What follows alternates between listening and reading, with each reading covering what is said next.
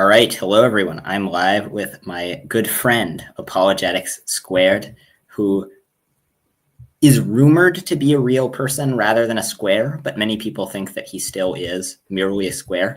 There are differing opinions about that.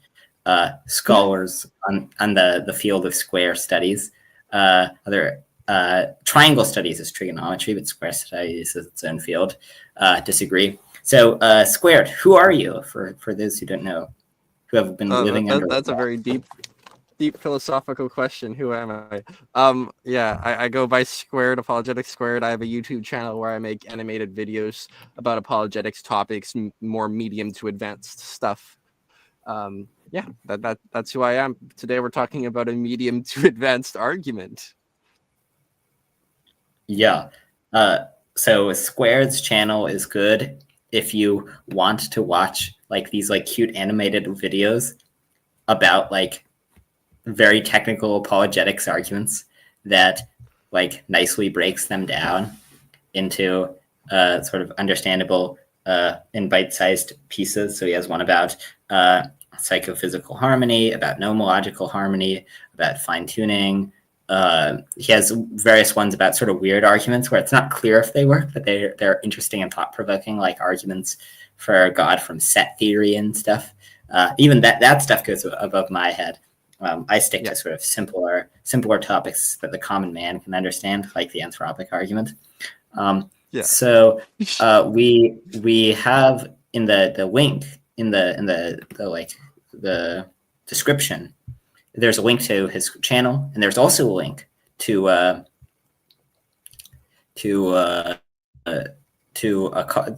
call in. So if you want to call in and come argue with us about God's existence, well, you're more than free to.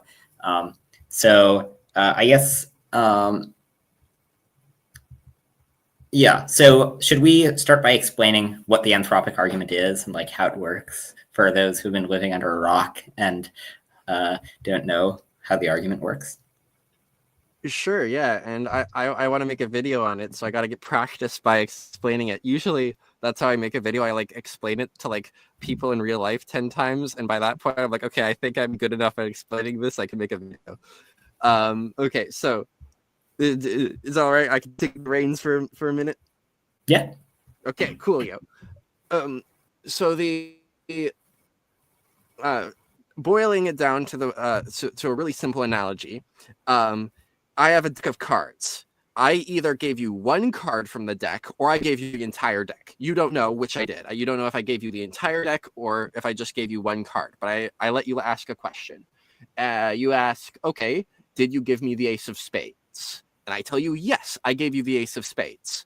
This is evidence that I gave you the whole deck instead of just giving you one card. Why? Because if I only gave you one card, it'd be much less likely that the one you asked about you would have.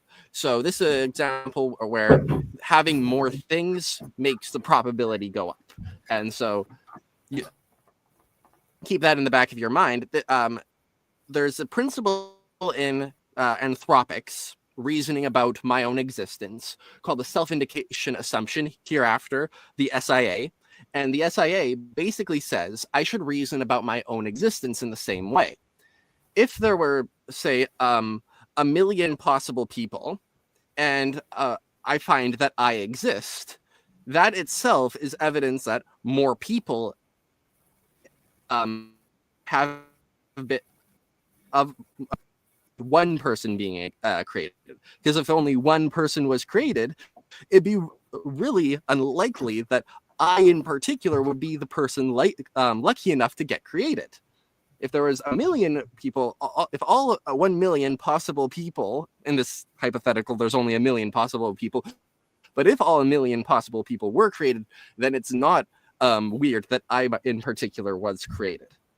Now, the way that this becomes an argument for God is that, well, first off, we get to the question of how many possible people are there?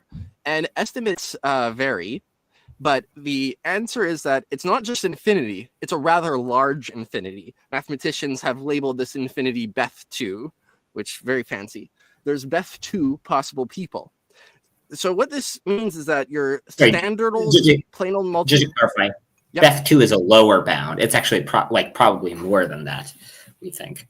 But yes, it's at least yes, given our current understandings of well, a bunch of things, physics, modality, all that, the current estimate is at least Beth2 possible people. It gets bigger depending on what other assumptions you make in philosophy, but there are at least Beth2 possible people.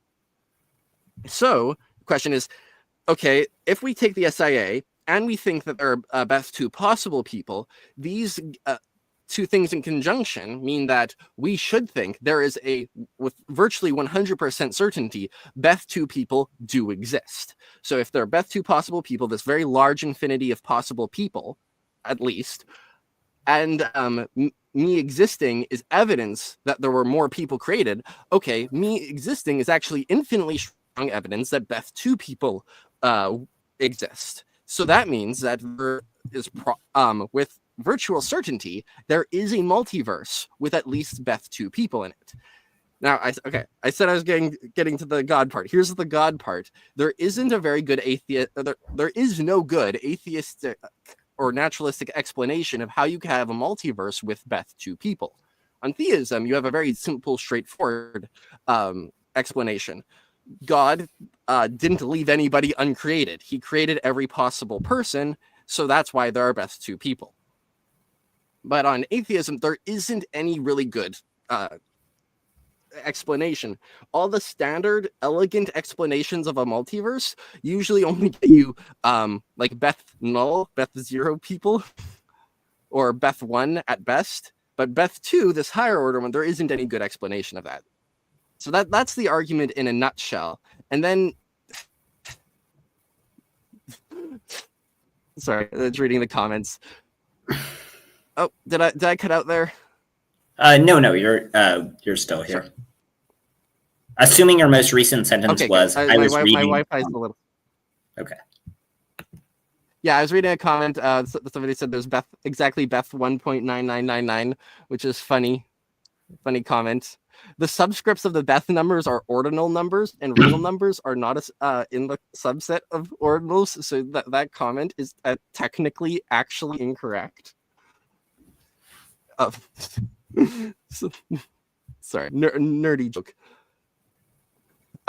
Yeah, so digging into this a bit more, the SIA doesn't just say more people, or your existence is evidence of more people, carte blanche. It is more evidence of more people who you might currently be. So people who have all the same, the Bayesian term for it is the same total evidence as me, people who have lived the same set of experiences as me. There's what the SIA says is there are more people like that, probably.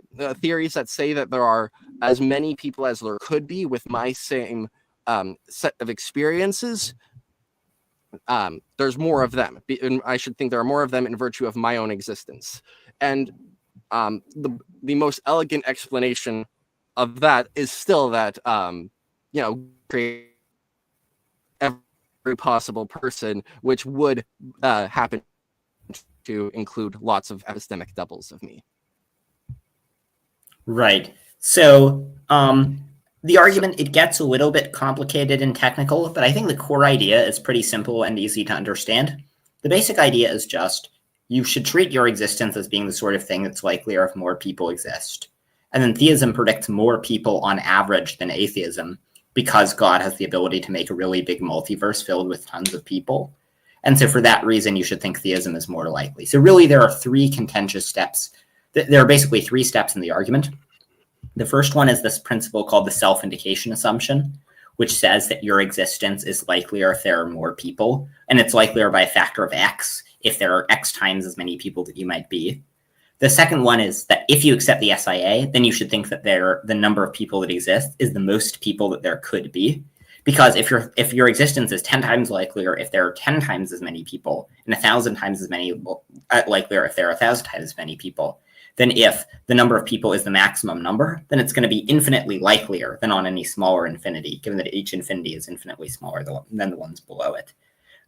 So from these two, SIA is true. If SIA is true, you should think the number of people that exist is the maximum number that there could be. And then the last step is, if the number of people that exist is the maximum number that there could be, that's very strong evidence for theism. And the reason to think that is just that you need an extraordinary degree of gerrymandering in order to get that on atheism, and probably that it'll end up undermining induction. While on theism, it's much more natural because God has no limits to how much he can create. So it's much more probable that he would create. By the way, there are 18 of you watching. Someone should call in. Someone who disagrees should call in and explain why the anthropic argument is stupid and commits numerous fallacies, like the God of the gaps and appeal to nature and many other fallacies. So I guess maybe we could talk about, maybe let's review what the comments are saying. God of the gaps. I didn't consider that one.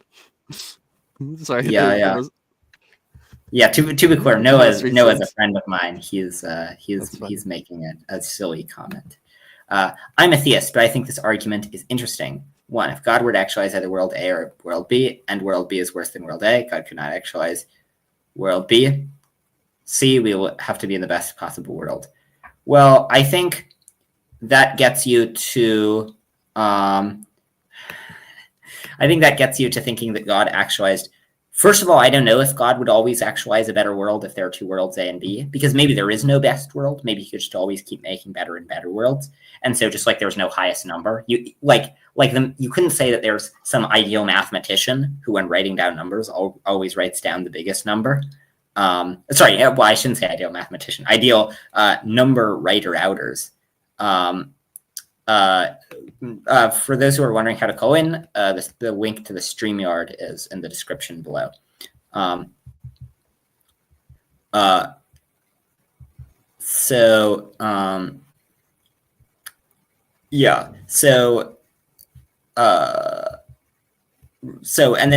if people have free will, then we wouldn't necessarily get the best of all possible worlds, because even if it's the best of all possible initial states for God to actualize, for it to be the best world, that'll only be the case if people always freely choose to act rightly. Other way around. And so, therefore, unless people do the right thing, you won't get the best of possible worlds. Okay, let's see. Oh, Solar PvP is here. Hello, Solar PvP. Hey. Wow. Okay. Wait, sir, your mic is really quiet. I can hear you, but it's very. Yeah.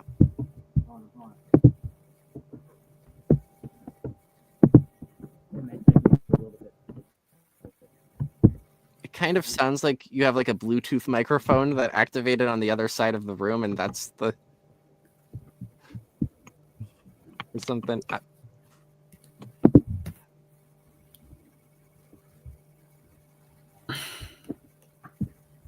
Hold on. Y'all can keep talking. It's probably take me a while. Yeah, sorry, Solar. It's too hard to hear you. Like, I can't make out a word you're saying.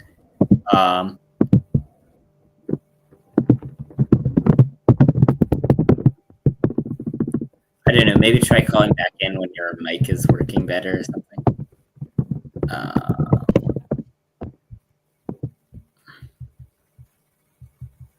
Okay. I guess I'll just briefly mute you.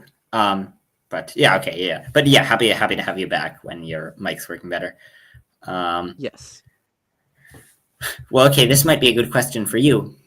So someone asks, I'm confused why you said Christianity is most likely true and Hinduism is in second place. Utilitarianism isn't found in the Bible, neither is veganism or animal rights. Well, I don't think the Bible has to say every true thing. But I guess, I mean, you're a Christian, I'm not. So why, how would you answer this? Why is Christianity so likely to be true? Utilitarianism is false, so it has that going for it. Yeah. So I better not talk about that too much, because this might devolve into name calling pretty soon. Yeah, I think Christianity. It has a bunch of things going for it, like the resurrection of Jesus. That's pretty good.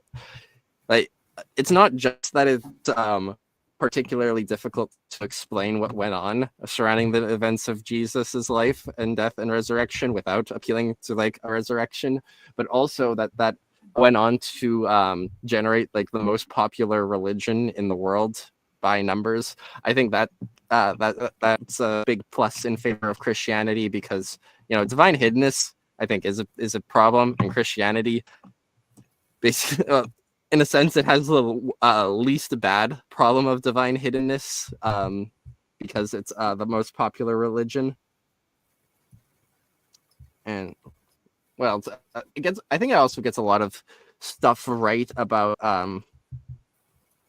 like the nature of sin and how we would need. Sorry, I'm going off of the cuff. Usually, most of my areas of expertise are defending theism in general, because that's just what I've studied. But yeah, I think there are Christianity has a good grasp of like how humans are generally very immoral, and this causes a problem given the fact that there is a God, and there has to be some sort of solution.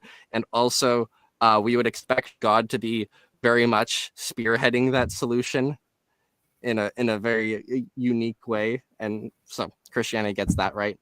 And there's also just something very fitting about an incarnation. There's lots of formalizations about formal arguments about how the incarnation is good evidence for Christianity, like this idea of an incarnation you could predict a priori. I'm not sure how much I buy those a priori arguments, but at the very least, it is a very kind of fitting doctrine that God is suffering alongside us. Yeah. I mean, we've talked about all these things before. So I keep reiterating to people, please call in. We want to hear your thoughts about the anthropic argument. We want this to be sort of like the atheist experience, where we sort of cut you off aggressively and mute you, and then we say like, no, stop. We think that would be sort of very productive. So I guess we were talking about the anthropic argument. So I think the thing that's most contentious in it philosophically is the principle that we were discussing called the self-indication assumption, where the idea of the self-indication assumption, it says that a theory that predicts that X times as many people exist predicts your present existence X times as well. Hey, Solar. Hey, can you hear me better now? Yeah, we can. Oh yeah, a bit better. Okay, good. All right, can you still hear me? Just make sure I'm testing something. Yep. Okay, good. Yeah. All right, for some reason, it's not wanting to work with my headphones. I don't know why. Computer nor my phone, so I'm just having to do it on my phone. But anyway, I guess this is just some gratuitous suffering we'll have to deal with. But Yeah. So I've missed the last few minutes of the conversation, so I can't probably won't be able to add that much. But I did hear you talking about divine hiddenness. And Yes. someone mentioned Hinduism or something. I don't know. Like, there is an interesting argument Perry Hendricks came up with that's kind of genius. You may have seen it, where he says that that polytheistic religions or animalistic religions face. I don't want to derail the conversation, so cut me off if I am. But I don't want to interrupt you.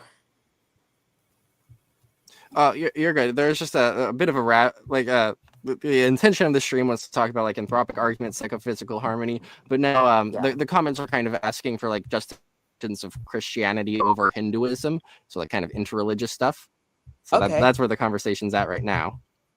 Okay, good. All right, so basically Perry Hendricks, I don't know if you've seen it, Matthew, he has a paper. He basically argues that Hinduism and other animalistic and polytheistic religions face a unique divine hiddenness problem, because you would expect if these gods were present in nature, as a lot of animalistic or, I don't know if Hinduism, I'm not an expert on Hinduism, but it seems like they have a lot of like millions of gods and stuff like that. So if they were like anthropic, or anthropomorphic, probably the better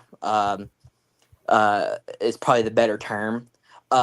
You would expect them to interact with their environment to the extent that they would show them, like humans are like, affecting the environment in a lot of ways. And if they are the god of that environment or whatever, you would think they would come out and say, "Hey, stop doing that," or like say, "Hey, we're we're over here" or something. But they don't seem to be doing that, right? So if Hinduism or polytheism or any other animalistic religion were true, you'd probably expect them to show themselves. Whereas with God, who's omniscient, omnipotent, all of that, he could have some kind of theodicy for why he's not doing that. Whereas these anthropomorphic gods are not going to be quite like that, right? They're going to have different motivations, different, different reasons, different for showing themselves or not. And it doesn't seem like they have those reasons that God would, right? So I don't know if y'all find that a pretty good argument.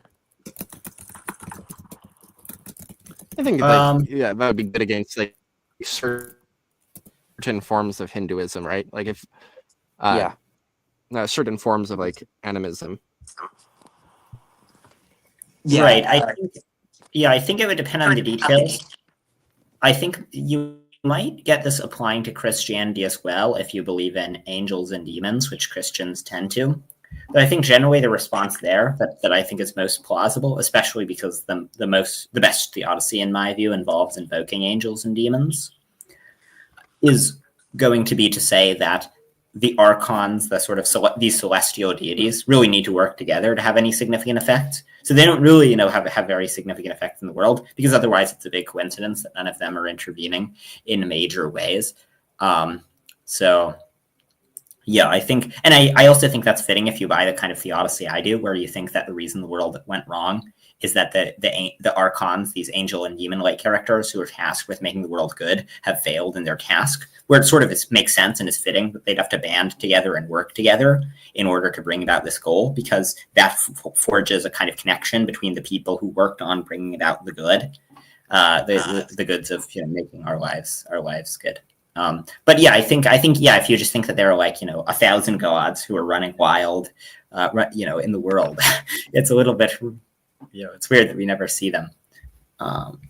Yeah, and Apologetics Squared, you have a good point that there's all these different versions of Hinduism, and so the monotheistic kinds may not face that worry, but I'm I don't have the knowledge of Hinduism to be able to say like, oh yeah, this definitely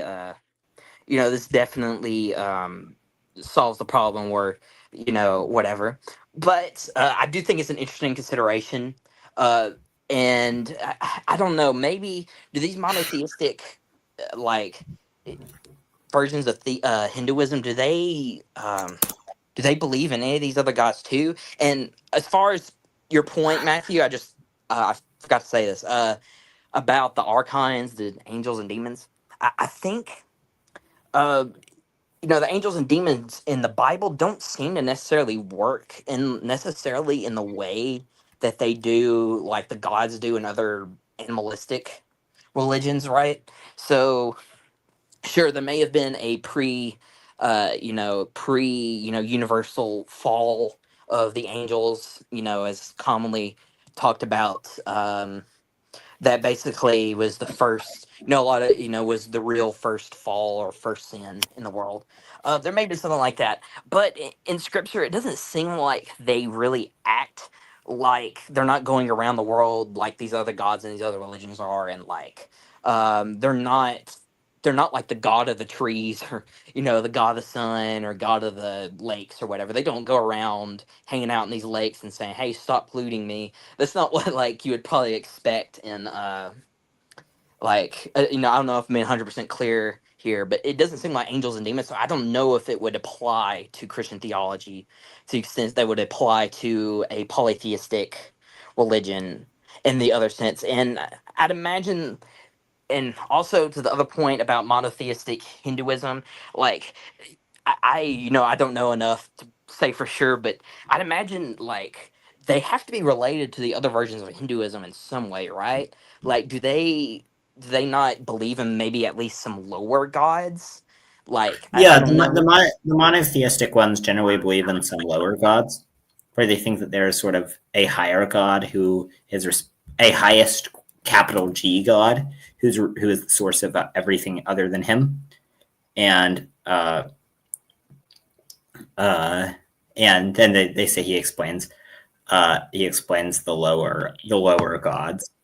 By the way, okay, so Adam Jackson in the comments says, the problem with this argument is that it asserts God created everything without evidence. God is simple shoehorned in, because why not? Well, Adam, if you'd like to discuss this, feel free to call in.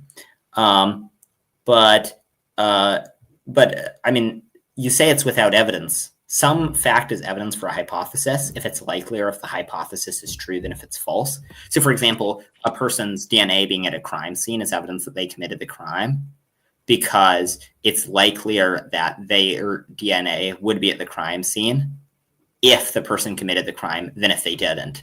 And so then, if theism predicts more people than atheism, and your existence is likelier given that more people exist than given that they don't, then your existence is evidence for theism. So it's not without evidence. In fact, it's giving evidence, and it's giving very strong evidence. The probability of your existence is ridiculously low on atheism, on the kinds of atheism that start with well over 99% probability. They make it so that the odds of your existence is 0% compared to the standard theistic view. So it's very strong evidence. But yeah, I think after my Dillahunty video, I got a lot more kind of like new atheist YouTube viewers. So I think that's some of the people in the chat. But you're encouraged to call in. If theism is really just a sort of fairy tale equivalent to believing in fairies and unicorns and so on, well, explain to us our lack of evidence. But yeah, Atheism, yeah. Belief in God, it's equivalent to Santa Claus or utilitarianism. Let's see. Is there a clever joke I can make tying Santa Claus? Yeah, so okay, going back, I couldn't think of one in time, but yeah, go back to your DNA example. Have you considered that DNA kind of looks like a kind of spaghetti noodle? So therefore, that's evidence for the flying spaghetti monster, like DNA scenes. Like I think that's I have compelling. never considered that. That is not a proposition my mind has ever entertained. Yeah, and the thing is, so people will often say, like, they'll say this about theistic arguments, where they'll say, it's evidence just because it's likely, or if it's true, then is there evidence for the flying spaghetti monster from the existence of spaghetti? The answer is actually yes. When we say that something is evidence, we don't mean that it's evidence sufficient to make it reasonable to believe the claim.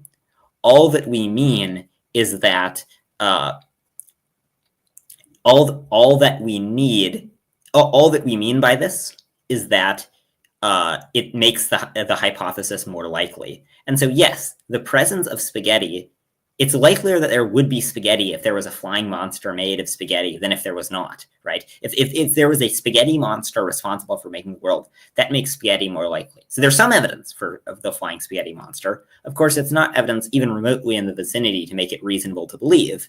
But it turns out there's just lots of evidence. There are lots of things for which there's a bit of evidence, but they start out so ridiculously unlikely that it's not reasonable to believe in them. But in the case of God, when evaluating a hypothesis, you want the hypothesis to be kind of simple, parsimonious, and to explain a lot. And here we have the hypothesis that there's a God, and that hypothesis is very simple and parsimonious. So it starts with a high prior, and it then it explains a lot. Noah Birnbaum, hello. What's up? Hey, wow. Hey. How are you doing, Noah? I'm not that good. Little sick. It's totally okay. I probably won't die. Probably. We'll all die someday. You don't know Yeah, that. I'm like the only one in my house that might not be sick, so I'm with you right there. Yeah. I thought you were going to say you're the only one in your house who might not die, in which case, wow. I also thought he was going to say that. Yeah. Wow. Okay, Adam Jackson says, Santa created everything is equally viable to God created everything. That Well, sounds wrong. yeah, I didn't think that's true. I mean, first of all, we have to get clear on the definition of Santa, where I think Santa is defined as this sort of, saint who carries presents. who gives people presence, and it's not clear how he has the capacity to create, to create the world. So, like, by definition, Santa is supposed to be this derivative being. Now, then you might say, okay, you might redefine Santa to not be the broader definition. So you might say, oh, maybe Santa is just this jolly fat man who brings presents, and then maybe is also good. But then he's a very complicated and composite sort of thing, while God is simple. Now, then maybe you'd say, well, okay, maybe he's not really jolly and fat, or maybe that's a derivative property. But now at some point, it just sounds like you're using Santa to refer to God, where if you mean just a spirit who created all of the things and is morally good, then it just sounds like you're talking about God and calling him Santa. Okay. D.D. Kaiser says, so if it's understood that you can claim whatever as evidence for whatever to various degrees, what's supposed to propel someone into thinking your God is above all other possibilities? Can I try this one? Yeah. Okay, so the idea... Okay, so here's... Given the way probability theory works, the evidential strength for something is the probability of a piece of evidence given one hypothesis as the ratio of that to the probability of the evidence given another hypothesis. So what we're pointing out here is that this is just how evidence works in a broad sense. So if I find Alice's blood at the crime scene, that is the probability that Alice was the murderer, given the theory that Alice was the murderer, the probability that her blood would be at the crime scene is higher than the probability that Bob was the murderer, given that Alice's blood is at the crime scene. Sorry, stumbling over my words a little bit, but I hope that was basically clear. It's the probability of something given a theory or given a hypothesis, given a proposition more generally. That's what we care about. Now, what this means is that technically there are some cases where very small pieces of evidence are given in ways that you wouldn't typically think of that way because they are so small they're just background noise. Like if I said, hey, I could predict the future, like I can see into the future with perfect clarity, and then I correctly predict a coin flip, well, that technically is evidence that I can see into the future, but it's very, very low evidence. So the idea here is we're trying to just elucidate the way that we understand evidence informed by probability theory. Now, the way that we argue that God best explains this data is that we argue that the particular data in question, a multiverse with Beth two people, the probability of that given theism is way, way higher than the probability of that given atheism. Can I transition into talking about why atheism kind of struggles with giving a explanation of this multiverse? Sure. Or is there other comments? Okay, really quickly, from a 10,000-foot view, it's very hard for atheists to posit a multiverse that has enough people, that has Beth two people, that doesn't also include universes that end up deceiving a whole bunch of people. Like if I said there's a universe, for every possible laws of physics that exists, there is a universe with those laws of physics that could get you Beth two people, but it would include universes like a universe exactly like ours, but the laws of physics have a clause that everything explodes after the year 2040. And so then if we posit a multiverse like this, we don't know that our universe won't just explode or that the live stream won't suddenly cause the destruction of the universe. So I'm not sure how easy that was to follow. Can I hop in? Yeah. I think like a different way to do this that makes sense is, I think Matthew has made this point on like a different podcast, which is you might have like as many universes where people are Boltzmann brains and therefore just like are entirely in some skeptical scenario in which, you don't have reason to trust like any of your senses or something like that.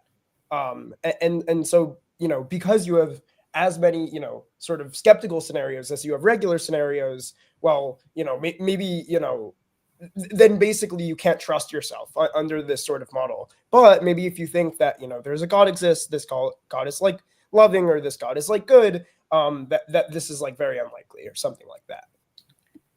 Right. So the idea is that a strange property of infinity is if you have some infinity worth of people, there actually won't, there isn't a nice way of saying most of the people have property X. And so given that, if you just think that they're infinite people and there's no providential God that created them, then you can't say that every particular person is likely not to be deceived. And so then you should think that with high probability, you're deceived. So then it leads to just complete skepticism where you can't even be confident that the sun will rise tomorrow. So the two reasons why atheism does badly at explaining the right number of people is first that you need a lot of gerrymandering to get that right number. Like on atheism, if you just have a single universe, it's highly unlikely. You literally can't get that number. What you need is a really big multiverse. And then if you have a big multiverse, it needs to be so large. There need to be more universes than there are numbers. Now, if for God, that's very easy to do, but and he'd want to do it because it's good to create. And so there's no reason why he'd ever stop creating. But if there is no God, then he would. Then it's highly unlikely that any particular person would be created. So that's the first reason, is that it's unlikely you'd get the right number of people. And then the second reason is that even if you do, you probably get undermining induction. Okay. Andy Houtling, is that how it's pronounced? Is here? Hello. Hey, how are you? Good. How are you? Doing well. So what do you Nice think to about meet the you. anthropic argument? I'm not really sure. I know I'm an atheist. I'm not really. Which God are you talking about? Just to be clear.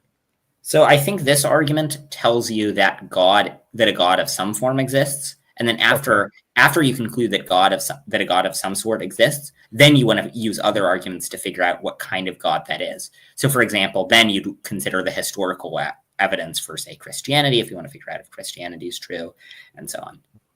Wait, sorry. I think I have like problems with that. So it seems like maybe you have just condition on the fact that the anthropic argument works. Now we give really, really high probability to some sort of God that's going to sort of fit this condition. I agree that you might want to now look at other arguments to see okay, where does the other argument push us? But just in terms of probability alone, it seems like the anthropic argument, just because of how much evidence it gives for certain hypotheses, that it might be doing a lot of the work. And so you just might want to think alone on the anthropic argument, what sort of God does this sort of predict, or what sort of God predicts the type of people that we see, or something like that. And that would probably hold the majority of the weight. Does that make sense to you? Right. Well, so it tells us that there's a God. Right. So I think it tells us that there's a good God, because if you have a good God, then you solve the worries. Then it's likely that you get the right number of people. While with most kinds of deities that you might have, then it's unlikely you'd get the right number of people without collapsing induction. But I was just saying it does. Right. You'll need probably something like omnipotence. What I was saying was, I don't think it won't tell you whether to be a Christian or a Muslim, for example. You'll need to consider more arguments to do that. Got it. So I've asked this to you before, but I'm a little uncertain that this actually leads to the idea that you would end up with a good God.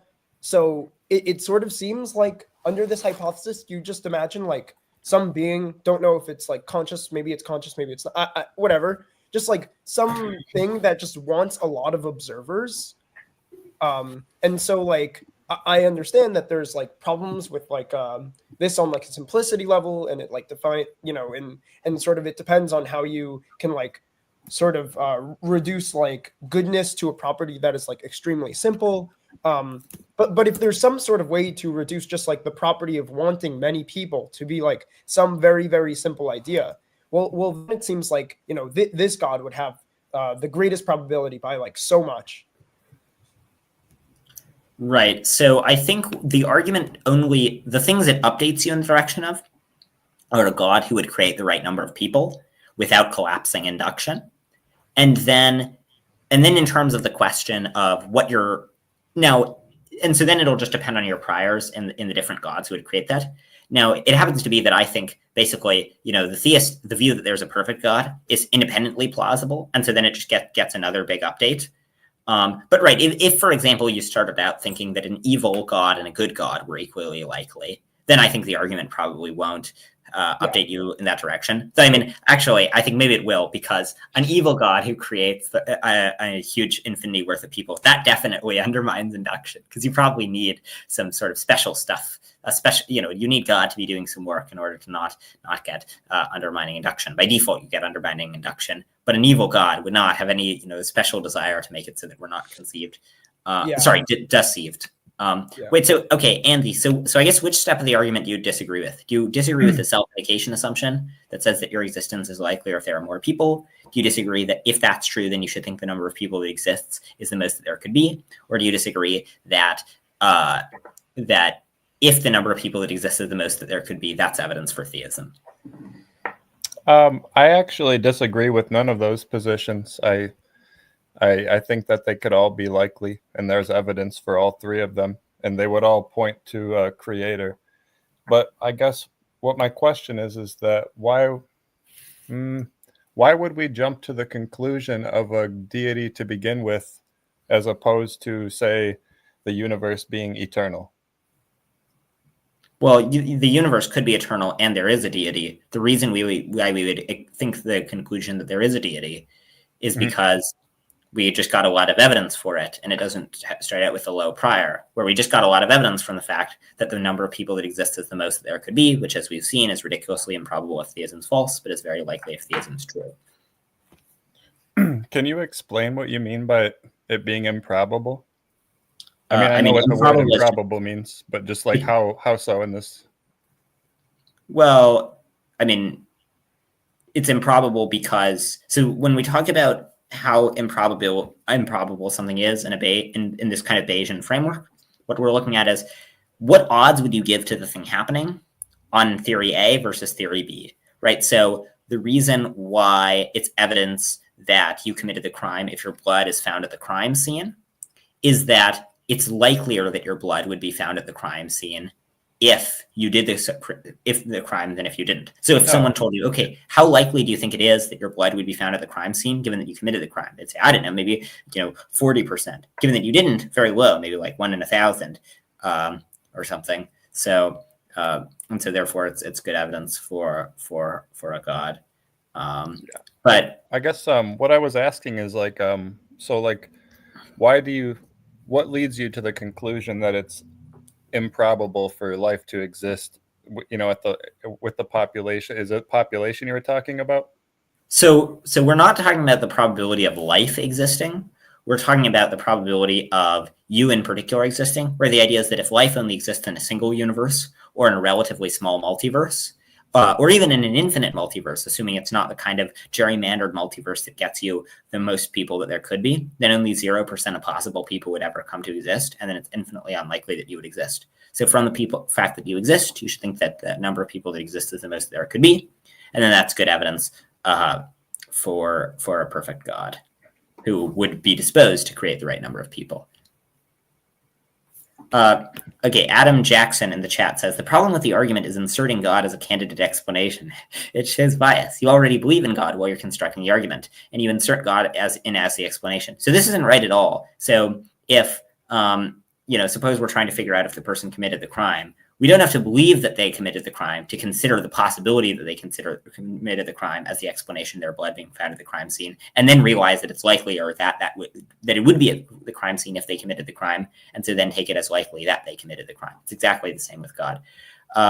This comment is somewhat funny to me because I think to a lot of theists, this is actually a very good response. It is the fact in a lot of cases that oh, you're I believe in Christianity, and so I use the cosmological argument. Oh, wait, I have a perfect explanation that already sort of helps me. So I'm going to use that and use that by definition. I'm going to argue that I have that without priors or something like that. And so in that case, it seems like saying something like that is a smart thing to say. But this seems like an over pattern matched. Someone just responded this to a lot of different arguments when theists say them, and then they just responded in every case now. I don't know. That was just funny. Yeah. Also, Adam Matthew, Jackson says the person who committed the crime exists. Well, we think God exists, and we gave an argument for that. Matthew, you should now point out that you are a former atheist and see if there's any strong reactions to that Yes, revelation. I am indeed a former atheist. And in fact, I was an atheist about a year ago. I'm a pretty new theist. Yeah. So new he still hasn't even converted to Christianity yet. Just waiting on that. Yeah. Hey, Green Onion, how are you? Yeah, fantastic. Good to be here. Hey, Yeah, doing can well. I just kind of, sorry, can I add one more point to that real quick? Yeah. Okay, so go over to your crime scene example. Okay, yeah, it doesn't matter whether you believe, maybe you're someone who thinks, I don't know, let's say Bob committed the crime, right? Let's say you don't even believe that Bob exists. So like most cops don't know, or in detectives don't know the person before they've committed the crime. So as far as they're aware, that person may not even exist, right? So it's like you don't even have to believe you don't have to believe that person exists before you infer that they committed the crime, right? You just have to use the crime to infer that they exist. So like it's kind of silly to say, oh, but you have to assume that he exists first. No, you don't. Like you just use the crime to infer that he exists. So it just Right. doesn't make any sense. Right. And there are lots of other cases like that. So for example, with historical evidence, the reason why it makes sense to believe in, say, I don't know, Thales, is that a bunch of people wrote that he existed. But we didn't previously believe that he existed. We didn't previously demonstrate it and then use that to explain the writing about him. It's that we have this hypothesis that a guy named Thales exists, and then it explains a writing about him. So then it's reasonable to believe in it, and the evidence just comes from the fact that it explains the data. Or take, for example, dark matter. It's not like we observed dark matter. It's that we observed lots of anomalies that were very surprising. There was no dark matter, but that made a lot of sense if there was dark matter. And so then scientists said, oh, probably there's dark matter. And more evidence was built up. And so that's why they thought there was dark matter. But with God, we get the same thing. God is unobservable. There's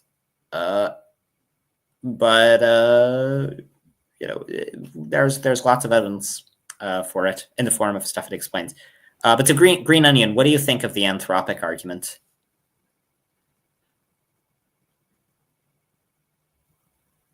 You're on mute.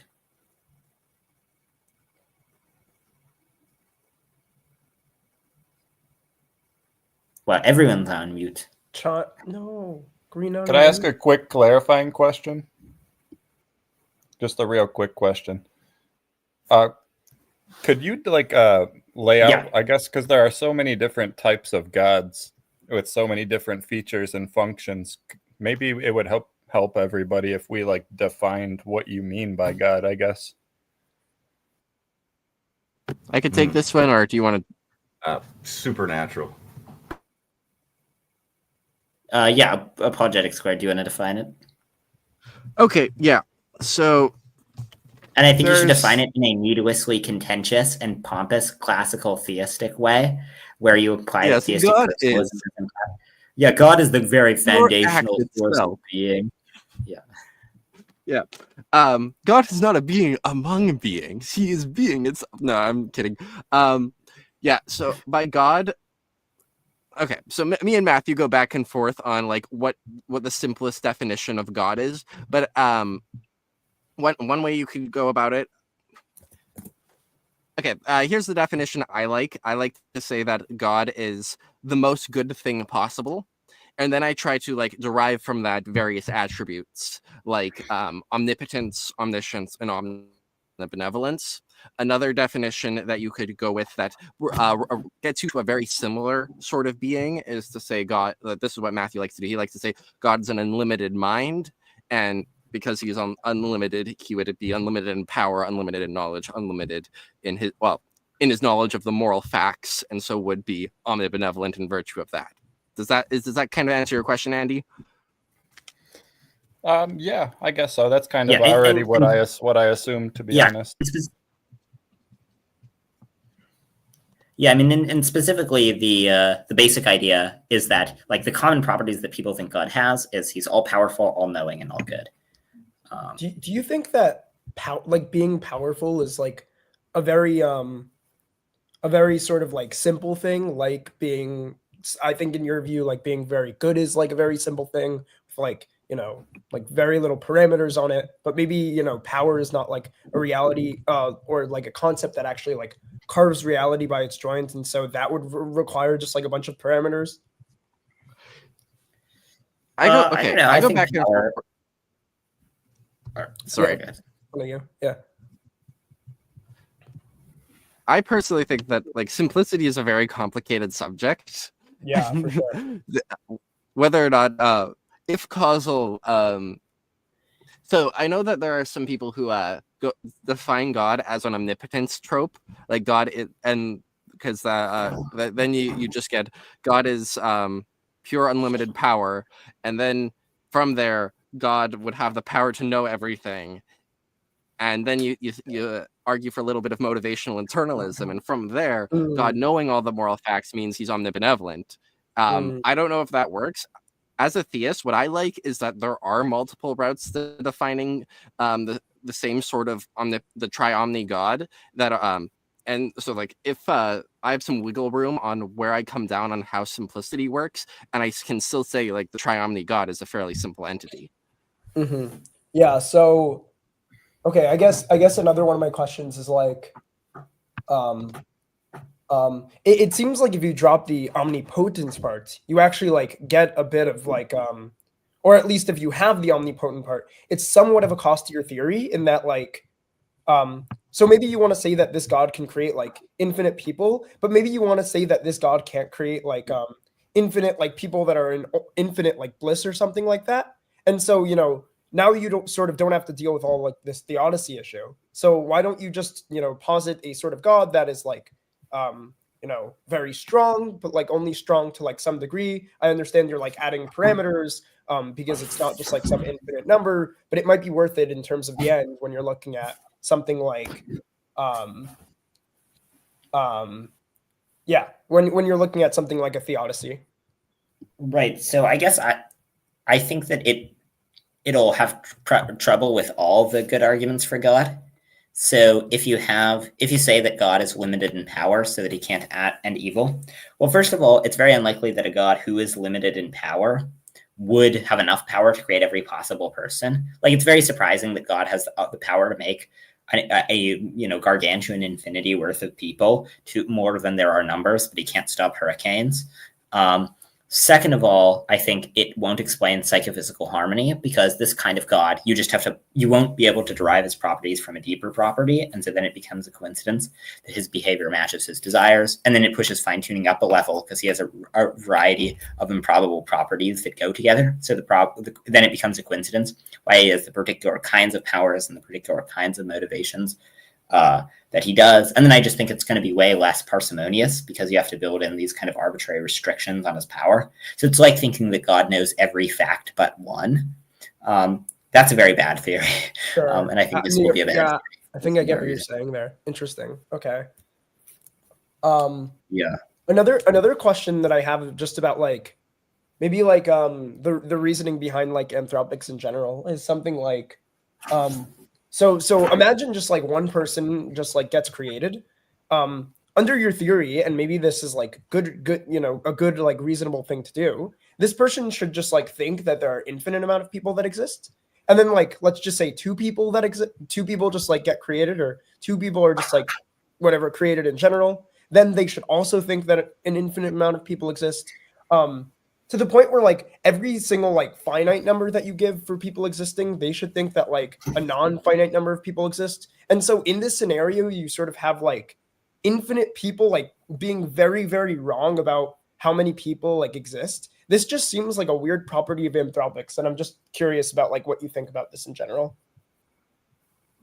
If you line up all of those hypothetical possibilities, and then at the end hypothetical, there is this mega multiverse, and everybody thinks that there's more than about two people. The number of people who are right in all the hypotheticals, or in that one the number of people who are right in that last hypothetical outweighs all the other hypotheticals. Oh, that's funny. I'm being that's very funny, actually. Yeah, I'm being a little tongue-in-cheek here, but yeah, I think it is just it is the way the kind of the math works out.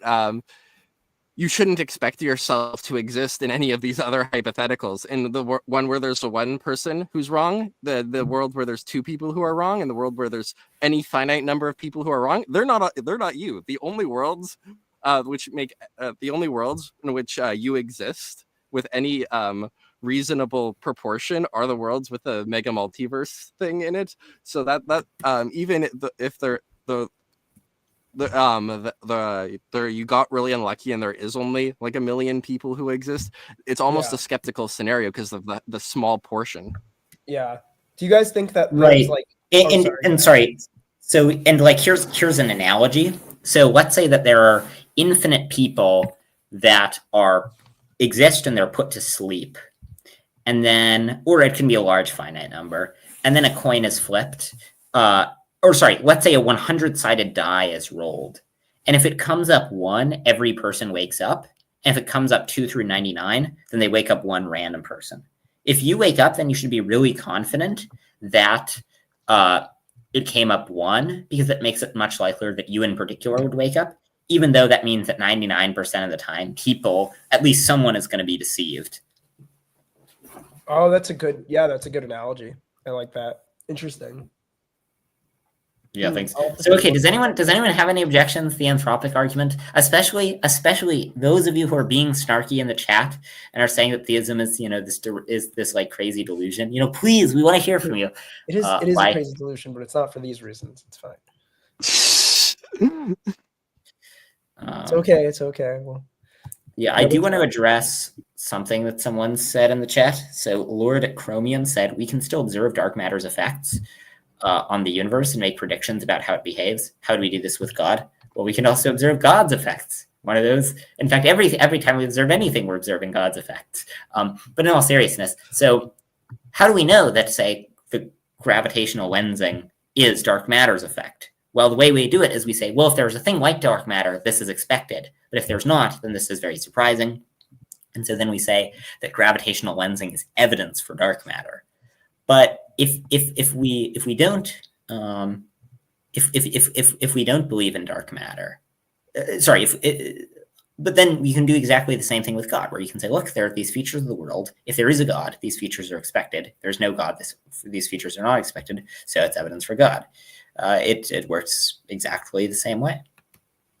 Yeah, we're not using any special epistemology with God, which is why we always bring up these analogies to science or murder scenes or any of these things. Like the same way that we reason about evidence in everyday world, we're just applying it in this particular instance. There's no disanalogy here. Yeah. No, but God of the gaps. You guys totally forgot about that part. No, you didn't realize. Yeah. Yes. Yeah, the God of the Gaps charge it's a silly one because the other Caleb asks if Joe Schmidt has weighed in on the anthropic argument. Yes, actually, he was the first one I discussed it with, or one of the first people I discussed it with. I have a video on YouTube of me and him talking about it. That was sort of an earlier version of it. I think it's had some updates, but I mean, basically, Joe's not sure because he doesn't know. He hasn't studied anthropics, so he doesn't know what to think. I saw one rather technical comment from him that I would like to address real quick. He gave one comment that basically probability theory is defined in terms of set theory, and where this argument, the anthropic argument, can end up taking you is that there are more people than there are numbers in set theory. Basically, there's unsettling many people, as Matthew likes to say, and so does this generate a problem for the anthropic argument? I don't think so. One way you could do it is you could just give another axiomatization of probability theory that avoids set theoretic language.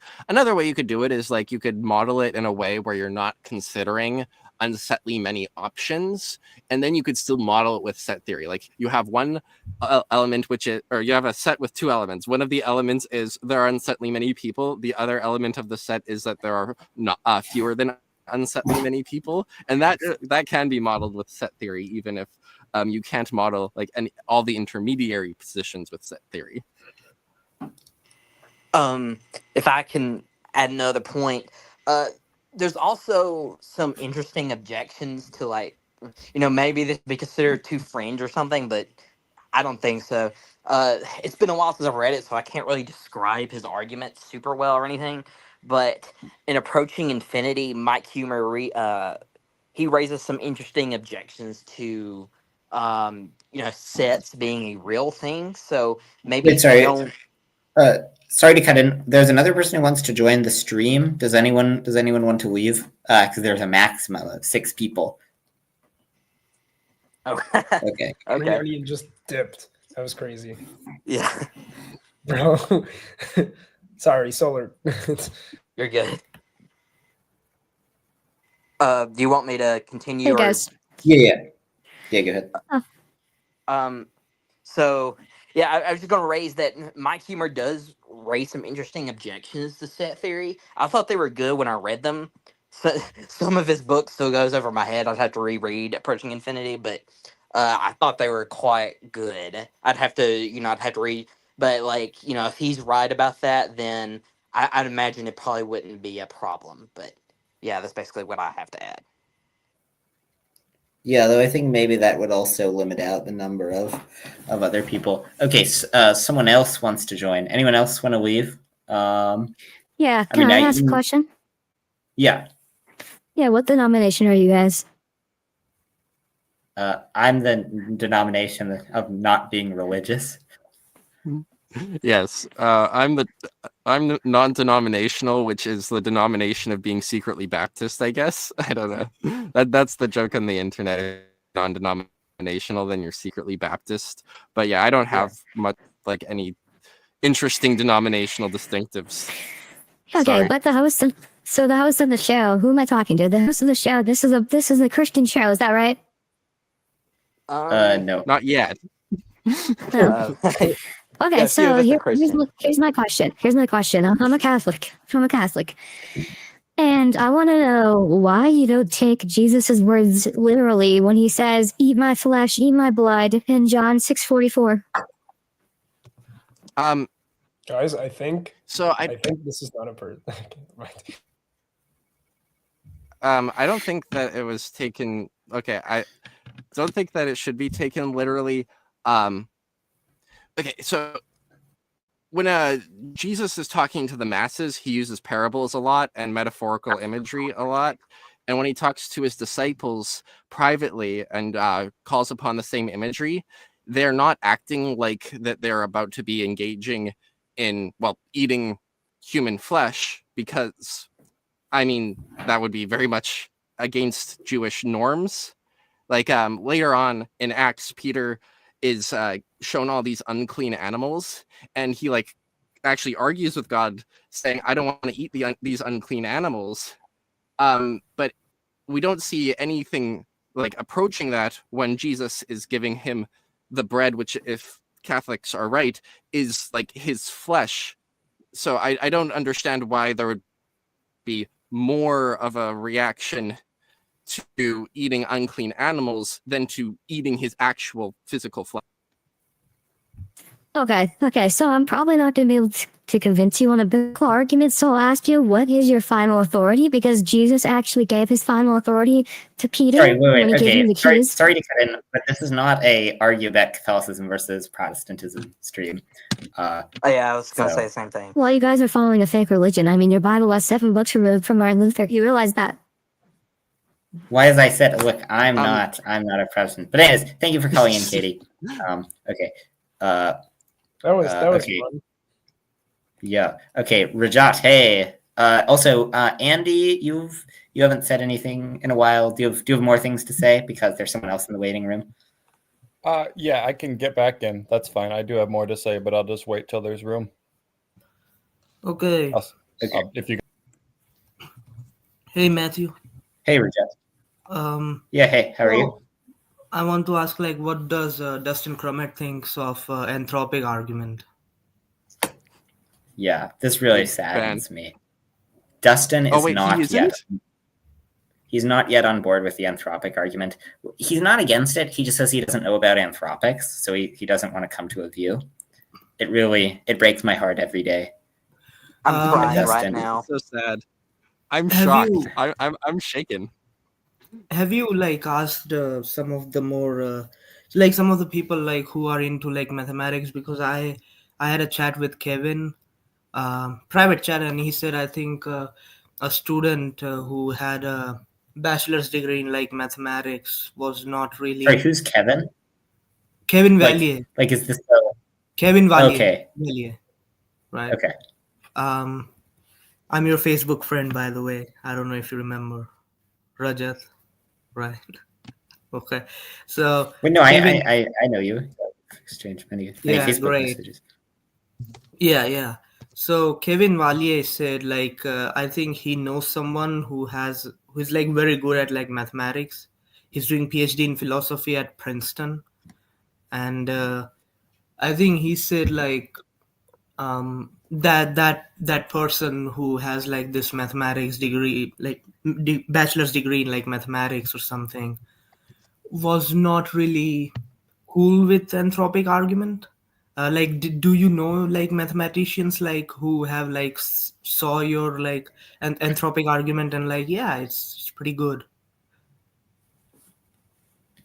I don't know if I count, but I have some mathematics background. I'm not getting a PhD at Princeton, but I don't have no education in mathematics either, and I think it's pretty cool. So, but yeah, I'm at UChicago, so we have a pretty good mathematics department. And I told the anthropic argument to like one of my friends, who's probably one of the smartest math undergrads here, and he was like, I gave the argument to him, and he's like, no, that can't be right. And then I was like, no, but like why? And I like kept giving him the arguments, and he was like, he kind of, well, at least he didn't give any like mathematical reasons about why it's like wrong, if that's what you're looking for. So at least it's like gone through like him.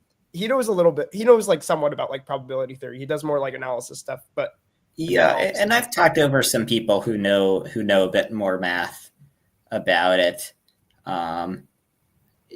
You know, I've talked to various people who are like studying philosophy, but have a decent, but like know enough math, where like, you know, they like, for example, I emailed Alexander Proust about it, and he said, and his response by email was, "That's a cool argument," rather than "That's obviously mathematically mistaken." Now, you know, I don't know if he ultimately endorses it.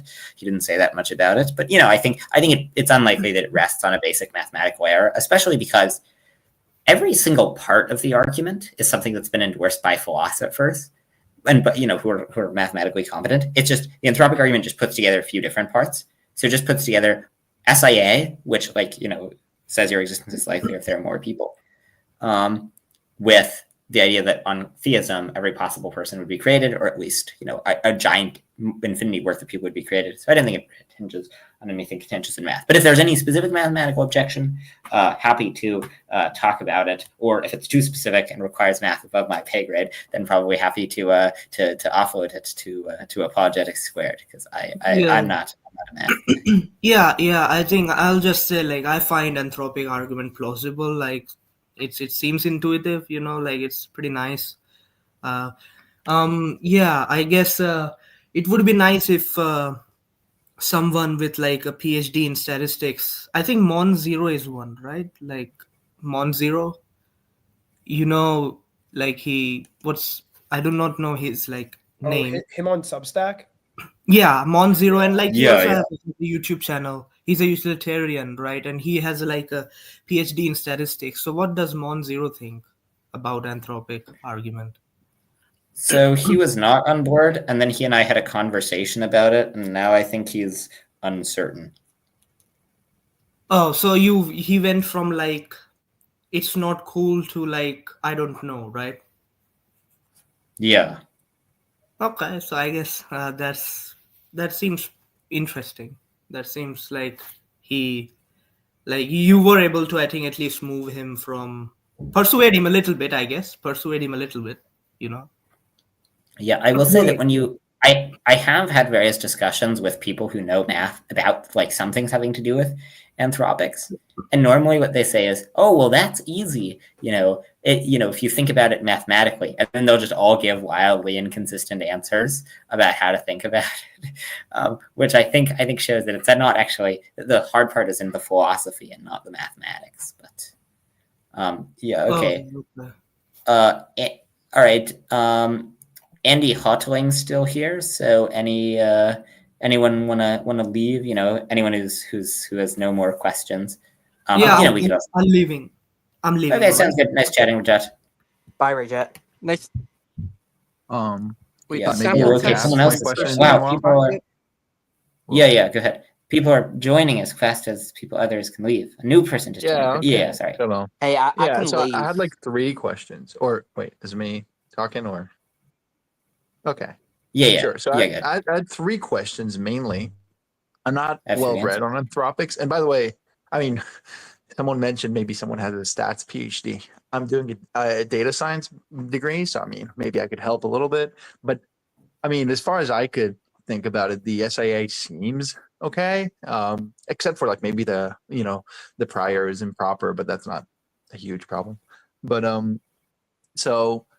my 3 questions about this would be like, one, why would why would it be specific to anthropics? Like, so for example, like, can I not make a similar argument to deduce that like all possible, let's say, books exist, right? Like, I see a book on my shelf, and that's a lot more likely if all possible books existed rather than like 3 books. And so, like, I conclude there's a multiverse with all possible books or something. Like, I'm not saying this is refuting any premise of the anthropic argument. I'm just asking, would that apply also to books? Sure. So it wouldn't, and the reason it wouldn't Wait. is that.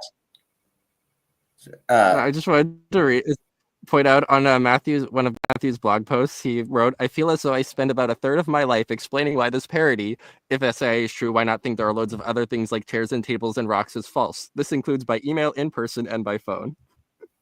Okay, that's funny. Well, I mean, good to know I'm not the only one. But So the basic idea is, it's true that, so consider any book that you're observing. It's true that if every possible book exists, so suppose you're only looking at one book. It's true that if every possible book exists, it's likelier that that particular book would exist. But then it's proportionately less likely that you would see it, given that it exists. Where if there are 2 books, you might be seeing either of them. So the other just one half that you'd see it. So the idea is that you don't actually get an overall update, because the greater probability of the thing existing is canceled out by the less great probability of you seeing the thing. Okay, and then someone like my brother would not be like evidence of the multiverse, but I would be. Right. Your evidence of the multiverse comes from your existence, not from your observation of other people. Because given that you exist, it's no more likely conditional on the multiverse that you would observe your brother in particular rather than someone else. Okay. By the way, where's more like resources I could read about like anthropics? Because that's like, I've been doing a lot of probability stuff, and like every time I get to anything like a Sleeping Beauty thing, I just get like, oh my god, I don't know. Yeah, so right there. You can. Well, do I have the blog for you? I have a blog called Bentham's Newsletter. Oh, where I read your blog a lot. Yeah. Okay. Yeah, that's a good place to learn about it. Sorry. Also, there are various philosophy papers. Adam Elga had a good intro to the Sleeping Beauty problem. Anyway, just sort of read philosophy papers. If you send me an email, I can try to remember. Try to think of like that. Like I can send you more specific links that are good for it. Do you think okay. bias? But now that I think about it, now that I phrase the question out loud, probably the Wikipedia page has a lot of resources. But okay. Yeah. Someone said something. Sorry. Do you think anthropic bias by like Bostrom is like a good intro or no? Yeah, it's okay. It's okay. What about Bostrom is wrong about everything, but right. he's fine. Of course, yeah. Right, and I don't think he's a great writer. So he's okay, but unlike you, it's true. No, I'm probably What about like Joe Carlsmith's like series on it? That's a good one. Yeah. Mm-hmm. Okay, I should like. Okay. That's how I got into anthropics originally. Yeah. Yeah, I had a second question. I mean, I talked. I won't actually mention the person, so whatever. But like, I talked to someone yesterday about the anthropic argument. Just like mentioned it as like, oh, I read this. They said they're skeptical of it because of like personal identity skepticism, right? Like the idea of like the Parfit style, like no personal identity of an individual over time, and they kind of believe there is no one thing separating consciousnesses. Rather, it's all like one mind experiencing everything and you're just seeing aspects of it. Wouldn't a view like that undermine part of the idea of like you specifically existing rather than like, it's all, I'm not really well read on all the so it wouldn't really. What SIA says, I gave it a sort of a simpler gloss about the number of people, but really what it says is that a theory that predicts X times as many time slices as another makes your present existence X times as likely. So even if you think everyone is part of the same person, SIA isn't about people, it's about time slices, which is why it implies thirding in Sleeping Beauty. For those who don't know, the Sleeping Beauty problem is a coin gets flipped. If it comes up heads, you're woken up once. And if it comes up tails, you're woken up twice. And both times, but neither of the times you have any memory of the previous days. So the idea is heads is one wake up with no memories, tails is two wake ups with no memories. The SIA holds that you should think that tails is twice as likely as heads. Now, you could say, okay, well, if you don't exist, how do you do any anthropic reasoning? But any view is going to need to do some anthropic reasoning, where every view will imply, for example, that if there are 10 people who get created and 9 of them have red shirts and one of them has blue shirt, and you don't even know your shirt color, that you should think at 9 to 1 odds that you have a red shirt. And so just whatever is being applied there will also apply here. So I don't think the SIA or its application depends on any contentious metaphysics. Okay, that's fine. I need to think about it further, and also I didn't read a lot about the personal identity stuff. I just know the broad view. Third thing, you were on the what's it called? Dune debates thing. You had an episode there. You mentioned briefly a reverse anthropic argument, if I remember correctly. I couldn't find anything about that. What's the argument? What's it look like? Wait, the reverse anthropic argument? I think you said something about a reverse argument, or maybe I think Liron was like mentioning that you could do a reverse anthropic argument, but then I think he said something like, "No, that doesn't actually." Maybe I'm like misremembering this. I don't know, Matt. You weren't actually there, so maybe. Yeah, I don't remember anything. Okay, that's fine. That's fine. So okay, I mean, nothing came up when I googled it, so I figured probably it's not there. Okay. Yeah, it's a reverse anthropic argument in the sense that the anthropic argument exists and this one does not exist. I mean, one could say like, oh, this person doesn't exist, therefore, like some. But then, how do you know that any particular person doesn't exist without being? Of course, that's right. Yeah, and fourth thing, I mean, I'm gonna go to sleep soon, so just before, I mean. You've probably talked to a lot more people about this than anyone else about their argument. What do you think would be the best, like, plausible objection to the argument that you've heard so far? Probably none. I mean, I think probably the most plausible objection to the argument is people saying, "Look, I can't refute this logically. I just want to keep sinning." That's right. That's all. That's my favorite argument, actually. I mean, I think probably the biggest objection is just SIA seems really weird with infinities, and my response to that is, yeah, but like any view of anthropics does. Also, any view of like reasoning about infinities is hard. Right. But yeah. Like infinities are weird. What about like a Morian shift from like suffering to like, well, anthropic argument seems really weird, and there's a lot of suffering in the world. I wouldn't expect. You could do something like that, maybe. Yeah. Well, I thought of something. Well, that's not really objecting to the argument as much as saying. Like, it's not really objecting to an argument to say, oh, the conclusion's false, so the premises must be wrong. Like, that's just sort of, that's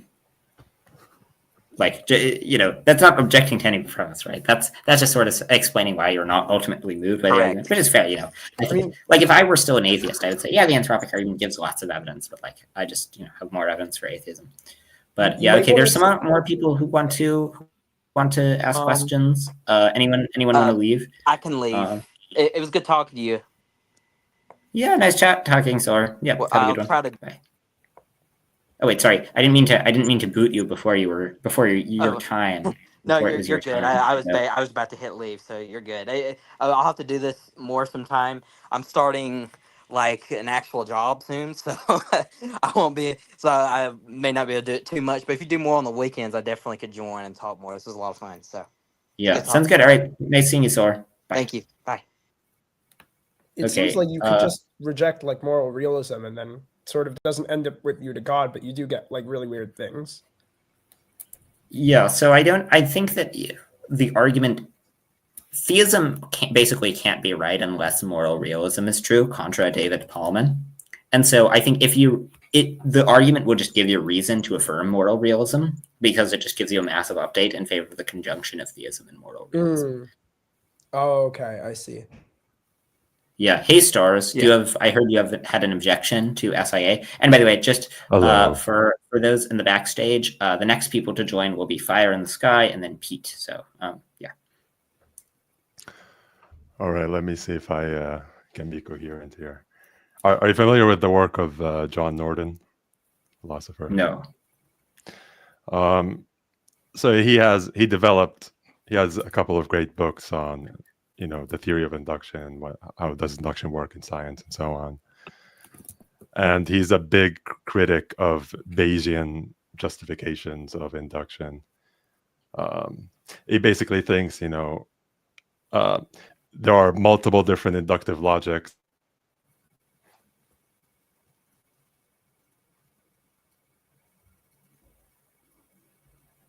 Wait, hello? Are you there? Yeah, I can't hear him either. Sorry.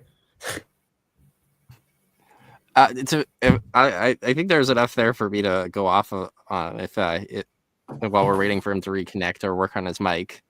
Real quick, this is just even if it's not Bayesian, there is a sense in which, their blood was found at the crime scene, so we think they're the murderer. At a very basic level, you don't have to get into the nuances of Bayesian reasoning to just say, only God is a good explanation for this really big multiverse. Even if you don't want to get into Bayesianism, there isn't a really good explanation of this really big multiverse. Yeah, I agree. Okay, hey, Fire in the Sky. Oh, hey, can you hear me? Yeah, I feel like this is misleading marketing because you say fire in the sky, but there are trees in the sky. Oh, hey, yeah. Matthew, you saying that you emailed Alexander Proust, it just brought something to mind. It's a little off topic from anthropics, and I apologize. I just wanted to see if you guys could offer 2 cents on this. Would that be okay? So sure, depending on what it is. Okay, so very briefly, because I emailed Proust, and he kind of he said, hey, I think there's something to this line of thought. So here we go. It goes something like this. So if you remember from Parfit, the repugnant conclusion, which is, basically, if you imagine a possible world in which, there's a million people who all live lives barely better than if they didn't exist, versus one with 10 people who live these maximally beautiful, gorgeous lives, right? So if we're committed to a kind of utilitarianism about future people, Parfit says, we should reject this conclusion that we should always maximize those worlds populationally, right? And I think there's something to that.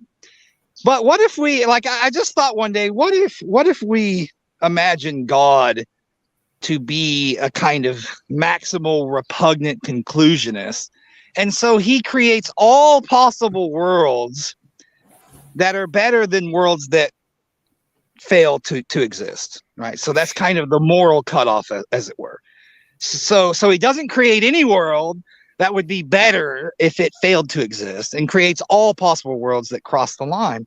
It seems to me this could be a powerful in blunting the force of problem of evil style, protest, right? Because then it would be the case that, hey, we just happen to live in one of those possible worlds that's better than if it failed to exist, but quite naturally we're going to have evil in it, right?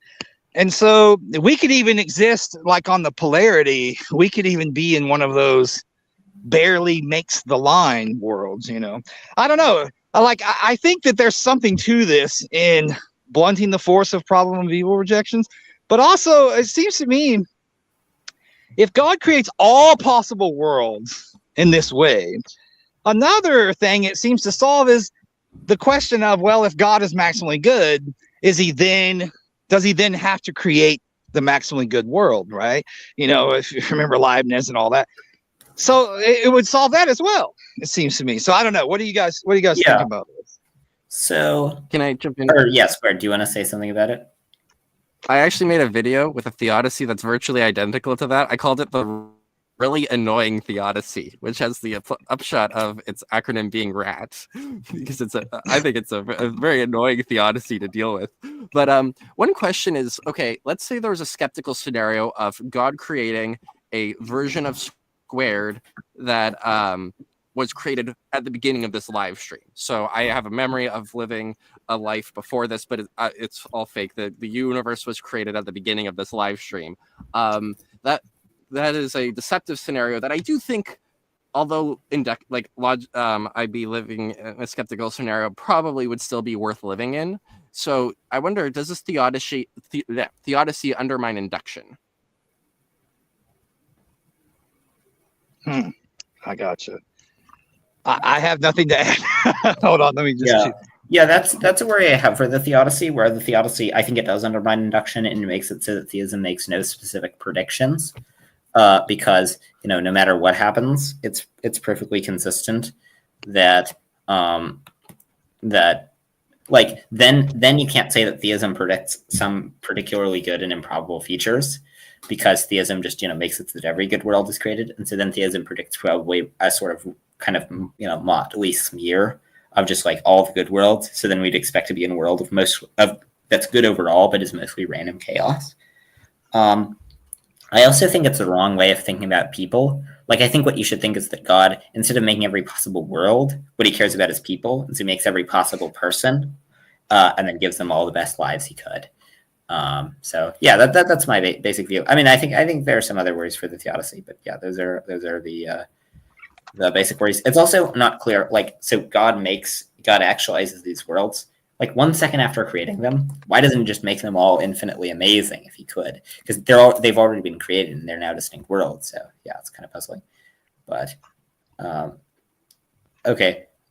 Pete, do you have a question? Yeah, I had a question, and I asked this in a comment on one of your other videos.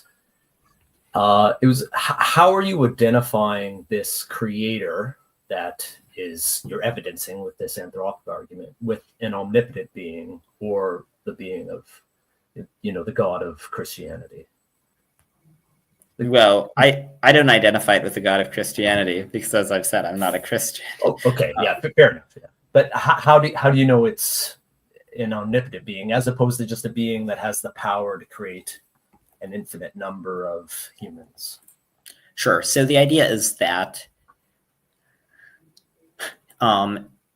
so first of all, I think an omnipotent being has a higher prior probability, just like a space that's infinite has a higher prior probability than a space that's exactly 10 quadrillion meters across, where if something has an arbitrary limit, that serves to lower its probability. Second, I think if the creator isn't omnipotent and perfect, then it undermines induction, because it means that likely there will be infinite deceived people. And so then it's highly unlikely that then your credences always end up being undefined, because then you have no credence, no well-defined credence in you being not deceived. And then lastly, I think that you don't just need a God who can create infinite people. You need a God who can create a really big infinite worth of people. And then that's well expected if the God's omnipotent, while the overwhelming majority of conceivable people, you could not get the right number of people. The overwhelming if you just imagine a being with some degree of power, almost certainly it wouldn't get you the right number of people. So I think basically it has a higher prior, it better explains there being the right number of people, and it better explains that without collapsing induction. I also think that an omnipotent being is plausible for other reasons, having to do with other theistic arguments. And so if it's already something that we think is plausible, and then it goes up in plausibility here, then it'll be more probable overall. So one clarification, but wouldn't you think a being of any power would be plausible if there's an omnipotent being? A being of any power? Yeah, of any given power. That it's plausible that... Yeah, I mean, if there's an omnipotent being, then that omnipotent being could have the justification to create any other being of... Oh, sure, power, right? Yeah, right. So then the question of... Yeah, so then the question is whether or not we think that our local world was ultimately actualized by more limited power. Right. So I mean, this is sort of Marcion had this thought. He said, well, maybe the world was actually created by a demiurge, you know. Right. So I think that so we don't want to say that the demiurge is the ultimate thing because for the reasons I described, where that's less parsimonious. But if the idea is that an all-powerful God created the world, like created everything, was ultimately responsible for stuff other than him existing, and then he created demiurges who made our local world, I think that's possible. I don't think that's that likely because I think our world exhibits certain extremely improbable features conditional on it having been created by a local demiurge. Like psychophysical harmony and fine-tuning. I also think that if there were a local demiurge, it's weird that the demiurge would remain hidden. Where then you get two improbabilities of one, the all-powerful God remaining hidden, and two of all the demiurges remaining hidden. So then I think it'll be a less good hypothesis for explaining the data. Okay. Well, do you have anything written on these sorts of questions or yet on your blog or anywhere? I like on the demiurge. Well, not demiurge, but these sort of questions of how you connect the being proven or demonstrated in the anthropic argument to an omnipotent being. Sure. So I discussed this. I have an article called "God Best Explains the World," where I discuss this. Okay. Thanks, Matthew. Yeah, no problem. Thanks for the question. Okay, someone in the chat says prove. Real quick. Yeah.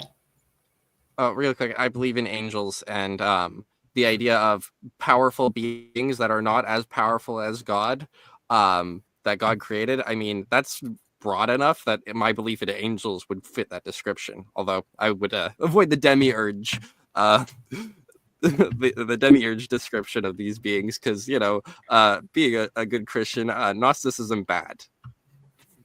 Right. Oh, I mean, I guess I could ask you then, if you wanted to entertain the question, how do you know one of those beings didn't, create these infinite number of people? I believe, for simplicity reasons, believe God is omnipotent and omnibenevolent and omniscient. And first, I think that what Matthew said is right. Second of all, I think that God, being greatest being, would want us in relationship with him.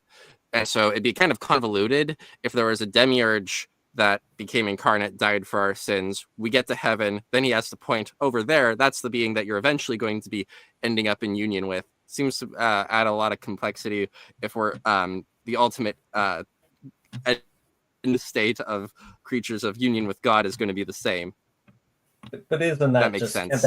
Can't that just be explained? The same reason there's all sorts of false religions, right? I mean, God allows people to fall into these false beliefs. I mean, I guess you could say that.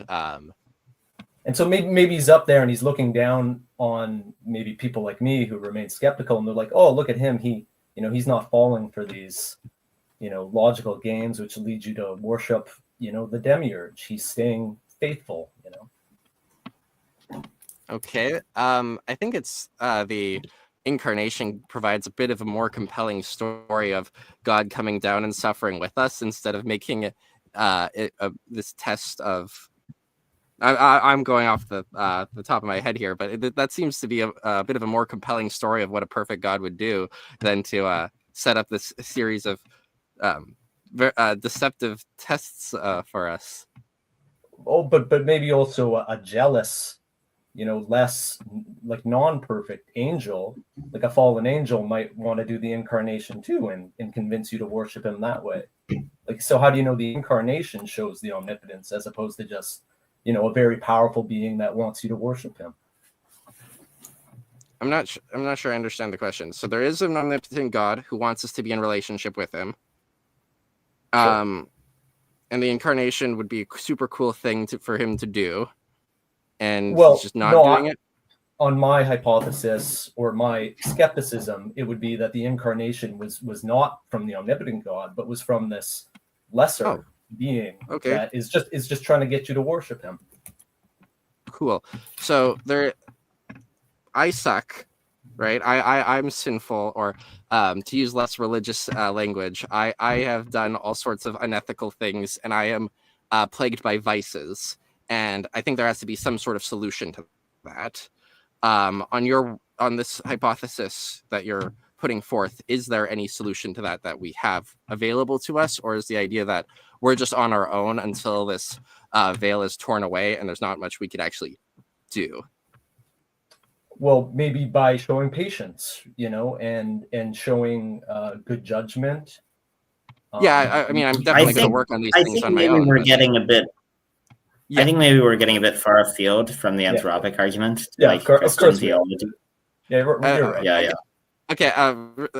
My broad point is that I think you're going to end up with some sort of Pascalian thing where if there is no, if all the religions are fake, and I'm not sure how to word this, but like if all the religions are fake and none of them offer like true divine aid, then by seeking God in one of these religions, I don't think you're doing anything bad. Like this seems to be a skeptical scenario of what if all the religions are fake? Actually, yeah, it just seems to me to be a sort of skeptical scenario with a Gnostic spin on it. Yeah, I don't think I'm sorry, I'm not articulating myself well, but.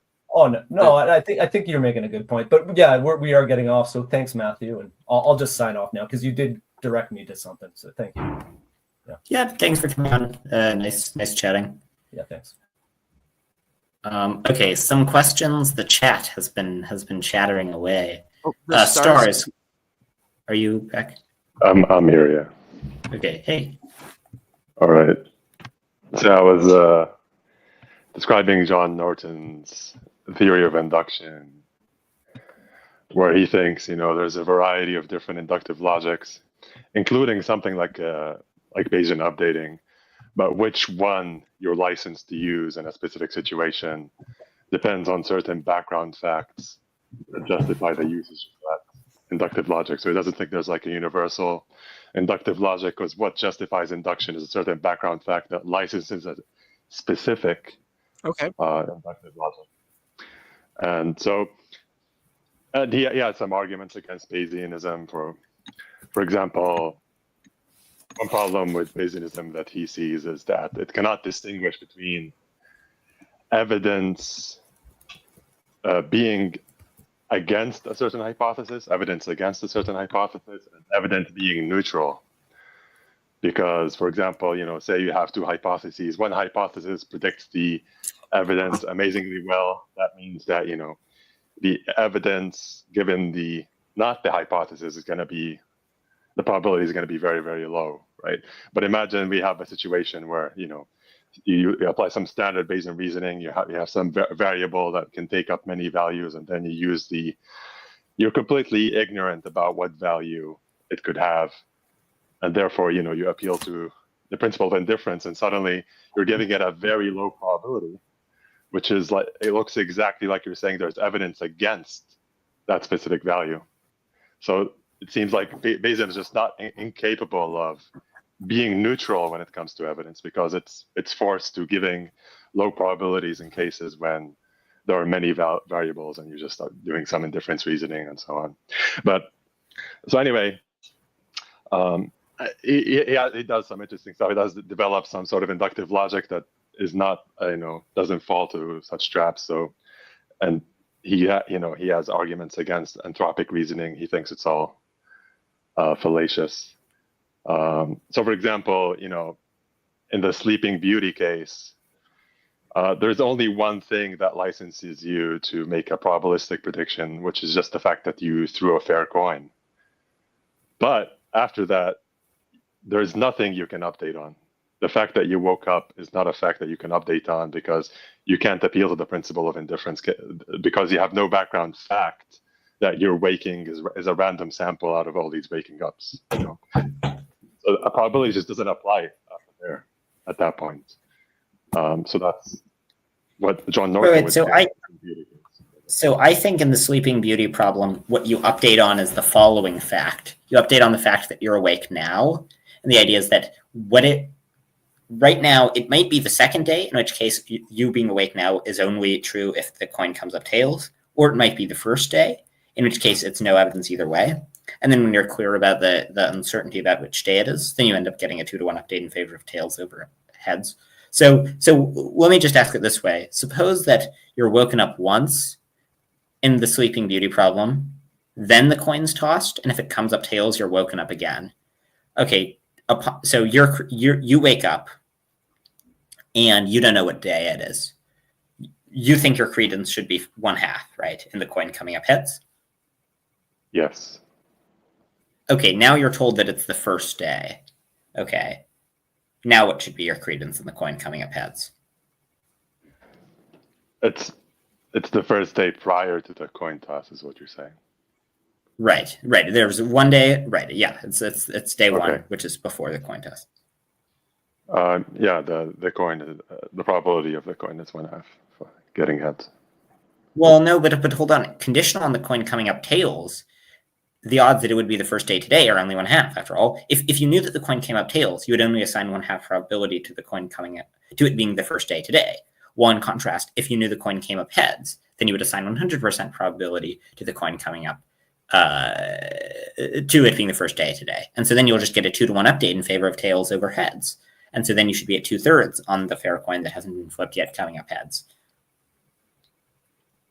I'm getting lost here. So think about the traditional. Okay, so let me explain the situation. So there are two hypotheses. Hypothesis 1 is that the coin comes up heads, and hypothesis 2 is that the coin comes up tails.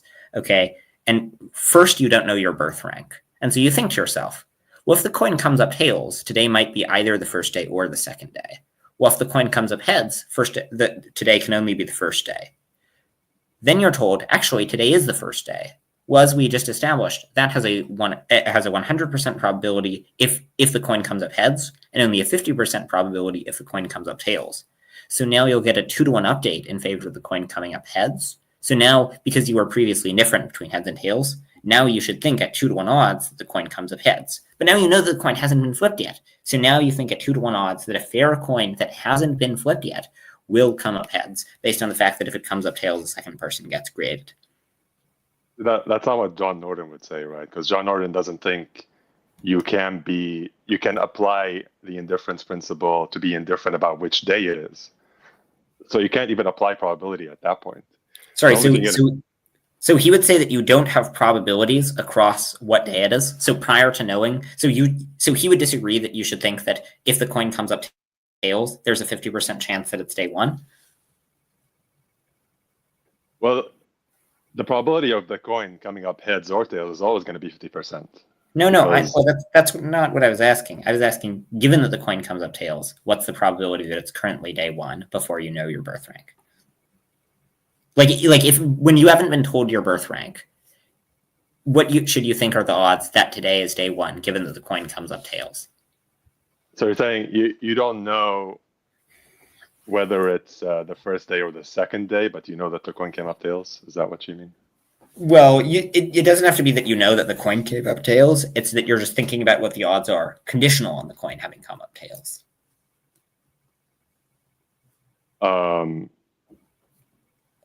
Yeah, I don't think he would say probability applies there either. Can I interject real quick? Yeah. Stars, did you hear what I had said right before you had cut out the last time? Or right after you cut out? No. Okay, so what I had said was, I think that, so the exact methodology, like the higher order theory of how we think about evidence isn't super important here, because the sort of evidential update that we're doing is fairly straightforward. It's that God makes a good prediction for this sort of mega multiverse, whereas atheism does not. Now, whether I use Bayesianism or inference the best explanation or some other induction type logic, I don't really care what the higher order theory of treat the higher order way that we treat the evidence. I think it's a fairly straightforward way of applying it in this case. So even if it's not Bayesianism, it's something else, it should give the same answer. Like, oh, sorry, I'm going on a little long, but if we're at a murder scene and say there's Alice's blood at the crime scene, and so we think Alice did it. This philosopher, I can't remember his name, but the one who says that Bayesianism doesn't always apply. Well, whatever it does apply, it better say that this is good reason to think Alice was the murderer. Same thing here is what I'm arguing. So the thing is, the reason you have some evidence that you think, the universe is likely big and contains many people is because of these assumptions that come from like stuff like the SIA and applying indifference reasoning about which observer you could be and stuff like that. And if you agree with John Norton's perspective about how what kind of inductive logic you can use and how does evidence work and all that jazz, then it's simply impossible to update to reach the conclusion that it's more likely that there are more people at all. So that it is important, this meta philosophical point. I mean, it can't be that you just never assign credences to centered probabilities, to probabilities that aren't about events happening, that are just about your place in the world. Because that would imply that, for example, if you wake up once a day for an entire week, then you can't even say stuff like, well, it's probably Monday through Saturday rather than Sunday. And if the view is incompatible with saying that, then it just seems crazy. Could you repeat the example again? Sure. So you wake up once a day for a week. Between each day, your memories are erased. And so is the following statement true? When you wake up, is it reasonable to think it's more likely to be Monday through Saturday than to be Sunday? If you don't think that you can assign probability across it being the first day versus it being the second day, then you just get the result that, well, you can't even say it's probably Monday through Saturday rather than Sunday. I think in that case, so I'm not sure where John Norton would go with this, because John Norton might say you do have the background fact that you do in fact know that you go through each day, right?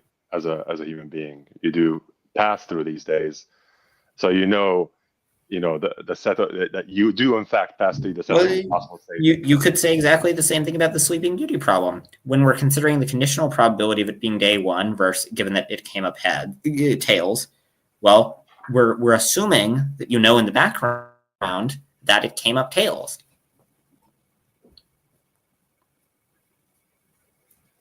Well, I'm not sure about that. I mean, I'm not sure. I'm trying just to think about what John Norton's perspective would be. Well, maybe we'll have to have John Norton call into the show. But I think one paper you should check out is if you Google, it's available like on PDF on Google. If you Google cosmic confusions, John Norton, you'll find one of the papers that addresses this. And then the books he wrote, The Material Theory of Induction and The Large-Scale Structure of Inductive Inference, those go really deep. And I think they give you very strong reasons to doubt, this global applications of Bayesianism. So I think it's important to argue about these points because they would undermine a lot of different arguments. But yeah, I guess we can end it here. Yeah. Okay. Sounds good. Thanks for calling in. I mean, I just opened up the paper. I don't know. I'm a bit dubious. He says that the doomsday argument relies on I think the doomsday argument works if you don't accept it. But okay, I don't see it. Oh wait, Squared left. Disappeared. Hey Maximo, how are you? I'm good. How are you? So I guess it's just a 1v1 now. Yeah. Yeah. How's your day going? Going on as yours? It's okay. You're a bit choppy right now. Yeah, I noticed that. There's a big storm where I am, so I think that's part of the reason. Where are you? I'm in Oxford. Well, I'm from Toronto, and I came into the stream because I heard you had an interesting argument for the existence of a divine being. I'm not the most versed in all its details, but it's a probabilistic argument. Right. Right. So how would you spell it out? Like, what is the official formulation that you want to give?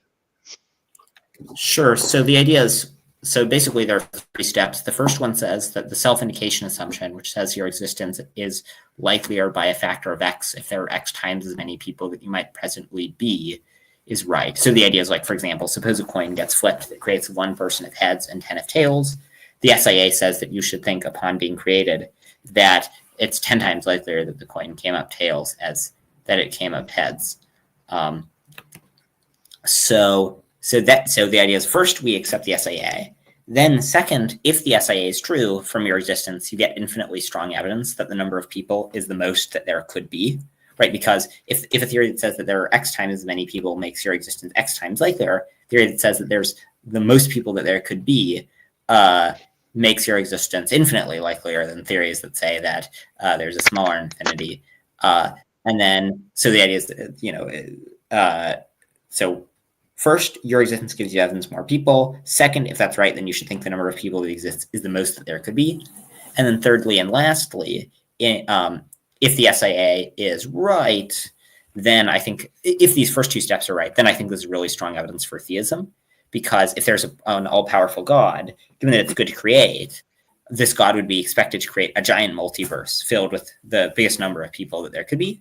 Well, if there is no God, then it's unlikely there'd be that many people. Okay, fine. I guess my contention here is understanding the self-indication principle or assumption. Why is it that, okay, so I am more likely to exist if there are more people exist, is what you're saying?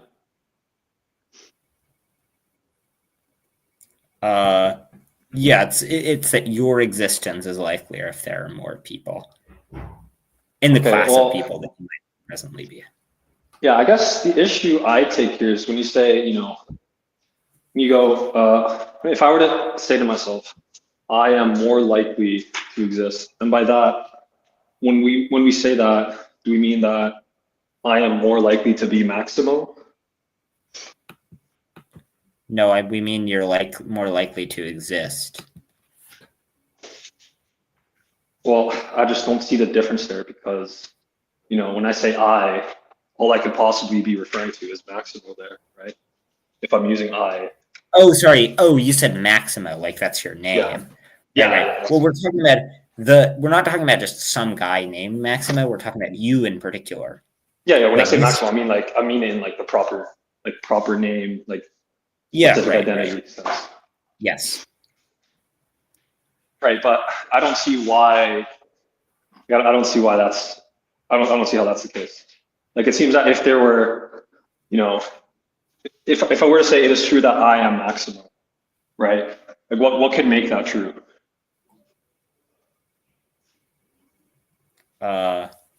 Like you being Maximo.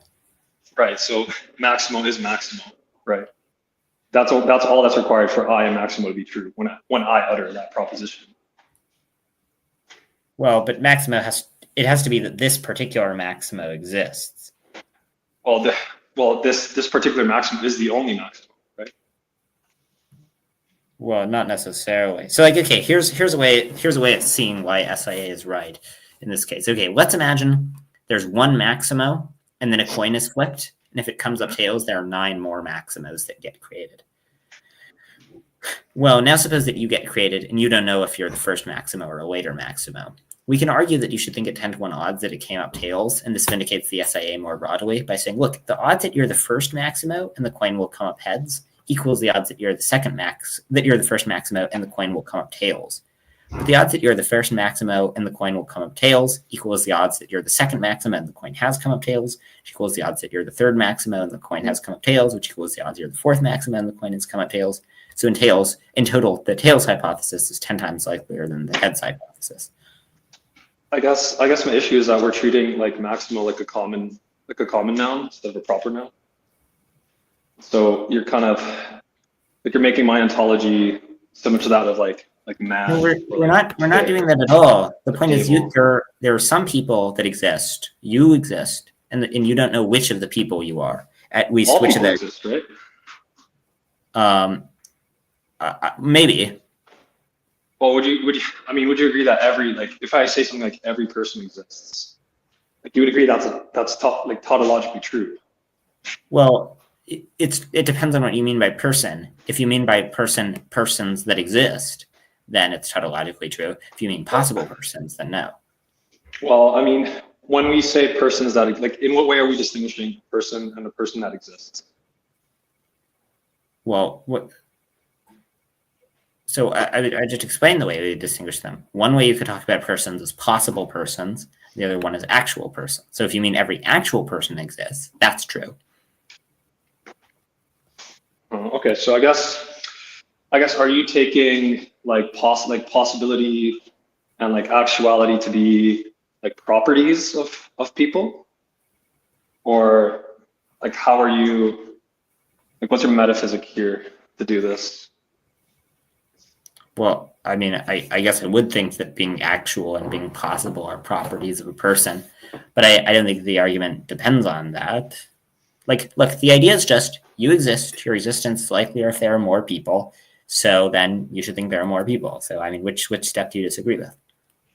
Oh, it's just that when you say, okay, so you exist, so therefore, if there are more people, it is more likely that I exist. I guess the proposition I exist is tautologically true, regardless of how many people there are, except there at least has to be one, which is me. Right? No, it's not tautologically true. There are lots of ways the world could have turned out where you wouldn't have existed. Well, no, I'm just talking about the proposition I exist. The proposition you exist, something is a tautology if it's true in all possible worlds. You existing is not true in all possible worlds. Well, okay, what do you mean by you here? Are you just talking about maximum? Yes. Okay, so you're saying there are possible maximum. worlds. Yeah. Okay. Yeah. But we're saying for maximum to exist is for maximum to be maximum, right? Well, I mean, I don't know. This gets into weird issues about metaphysics, but I don't see how I could be maximum if I don't exist. Right now, I don't see how I can exist if I'm not maximum. Right? If maximal is not maximum, maximal doesn't exist. I mean, I think you would exist. I think you would exist if and only if maxima exists. Okay, I guess I'd agree with that. Right, maximal is maximal only if maximal exists. Okay, sorry. So then, which step in the argument do you disagree with? I just don't see how there being an infinite amount of people makes the proposition maximal is maximal more likelier. Nope. Okay, it's not the proposition maximo. Okay, when we say maximo is maximo, that can mean there exists at least one maximo who is maximo. Or that can mean that all maximos are maximo. It's also a tautology that Sherlock Holmes is Sherlock Holmes, but that doesn't mean that Sherlock Holmes exists. So when we say maximo is maximo, that's not the same thing as saying that maximo in fact exists, because Sherlock Holmes is true, even though Sherlock Holmes doesn't exist. Well, here's my view on how we make quantification of the proper names. Saying every maximo is so-and-so and saying some maximo is so-and-so. I don't see how. Well, if you agree that if I say some maximum is so-and-so, then that entails that every maximum is so-and-so? No. Well, I don't see how not if there's only one maximum. Well, that's true if there's only one maximo. There is only one maximum. There's not more than one maximum. Saying some person has a book doesn't imply that only one person has a book. But okay, look, this is all irrelevant to the argument. Okay, the point is. I don't see how. That's what I'm trying to get at. Okay, well, so you're treating your existence as a tautology, as the sort of thing that you don't update on. I mean, do you think the fact that you exist gives you evidence that your parents didn't use effective contraception? That I exist is evidence that my parents did not use contraception. Yes, I would say that. Okay. So then what's the difference? Oh, thank you, Sorry, brother. one second. Thank you. No problem. What's the difference between? Okay, so you're asking what's the difference between the evidence that my existence makes it likelier that my parents have not used phone perception. You're saying how is that different to my existence being evidence that what? That there's a multiverse because they both make your existence more likely. Well, I don't see how, like, okay, so go from there being a multiverse, therefore it's likely that maximum exists. Okay, well, so we have two hypotheses on the table. Okay, hypothesis 1 is that there's a single universe with Maximo, and hypothesis 2 is that there's an infinite multiverse with infinite Maximos. Okay, so now let's consider the two hypotheses.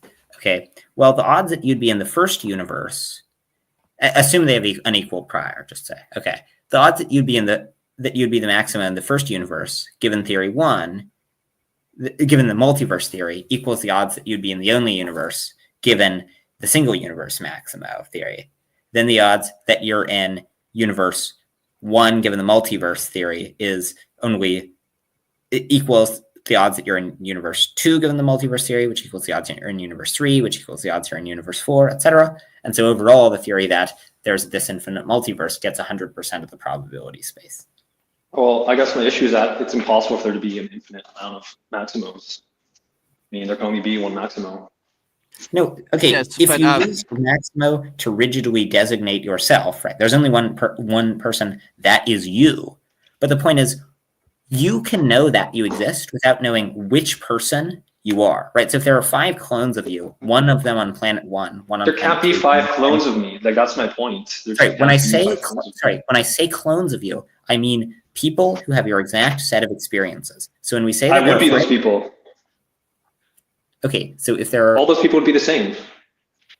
No, you wouldn't be. Okay, if they all have the exact same experiences, that doesn't mean that you are all of them, because you are. Who is you? Maximo. Like you are whichever one. You are the particular one that I'm talking to, not some other clone. Okay, right. So suppose that there is a clone of you on planet 1, on planet 2, on planet 3, on planet 4, and planet 5. Then the question is, okay, but which planet are you on? We know that they all have one clone, but the question is, which of the ones is the one that you in particular are? Yeah, I just don't know what it means to say there's more than like one of you, one of me. Like I've no idea what that can mean. I didn't say there was more than one. Well, you're saying there are clones of you, right? Yes, but the clones of you are not you. Just like a clone of an apple, it's an apple with the same like qualitative property, but it's not it's not the same apple. If you take a bite out of the one apple, it's not a hole is not going to go missing in the other apple. Okay, well, I guess the way I'm approaching this is if I say, we're granting that maximum exists, that I exist. Yeah. Sorry, when you say maximum exists, we have to be careful between meaning that there's someone with your qualitative descriptions and meaning that you in particular exist. So our claim is that you in particular existing is more likely if there are more people with your qualitative descriptions. Well, when I'm saying by maximal exists, I am talking about the speaker who is uttering these exact words right now. Yeah, sure. So we agree that you exist. Yeah. Okay. Right. So if I say that something which is the speaker uttering these words right now is walking, then everything which is uttering these words right now is walking. You would agree to that, right? Yes. Well, sorry. Okay. When you say uttering these words, it isn't enough to just be uttering the qualitatively identical words. It has to be like this particular utterer of the words for that to be valid. Well, I mean, what I'm saying is that, like, the point with proper names that distinguishes it from common names, right, is that particular and universal quantifications are like they self-entail, they entail each other.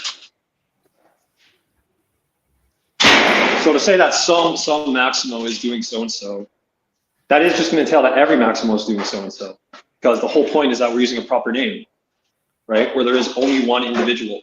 Look, okay. That we're talking about there.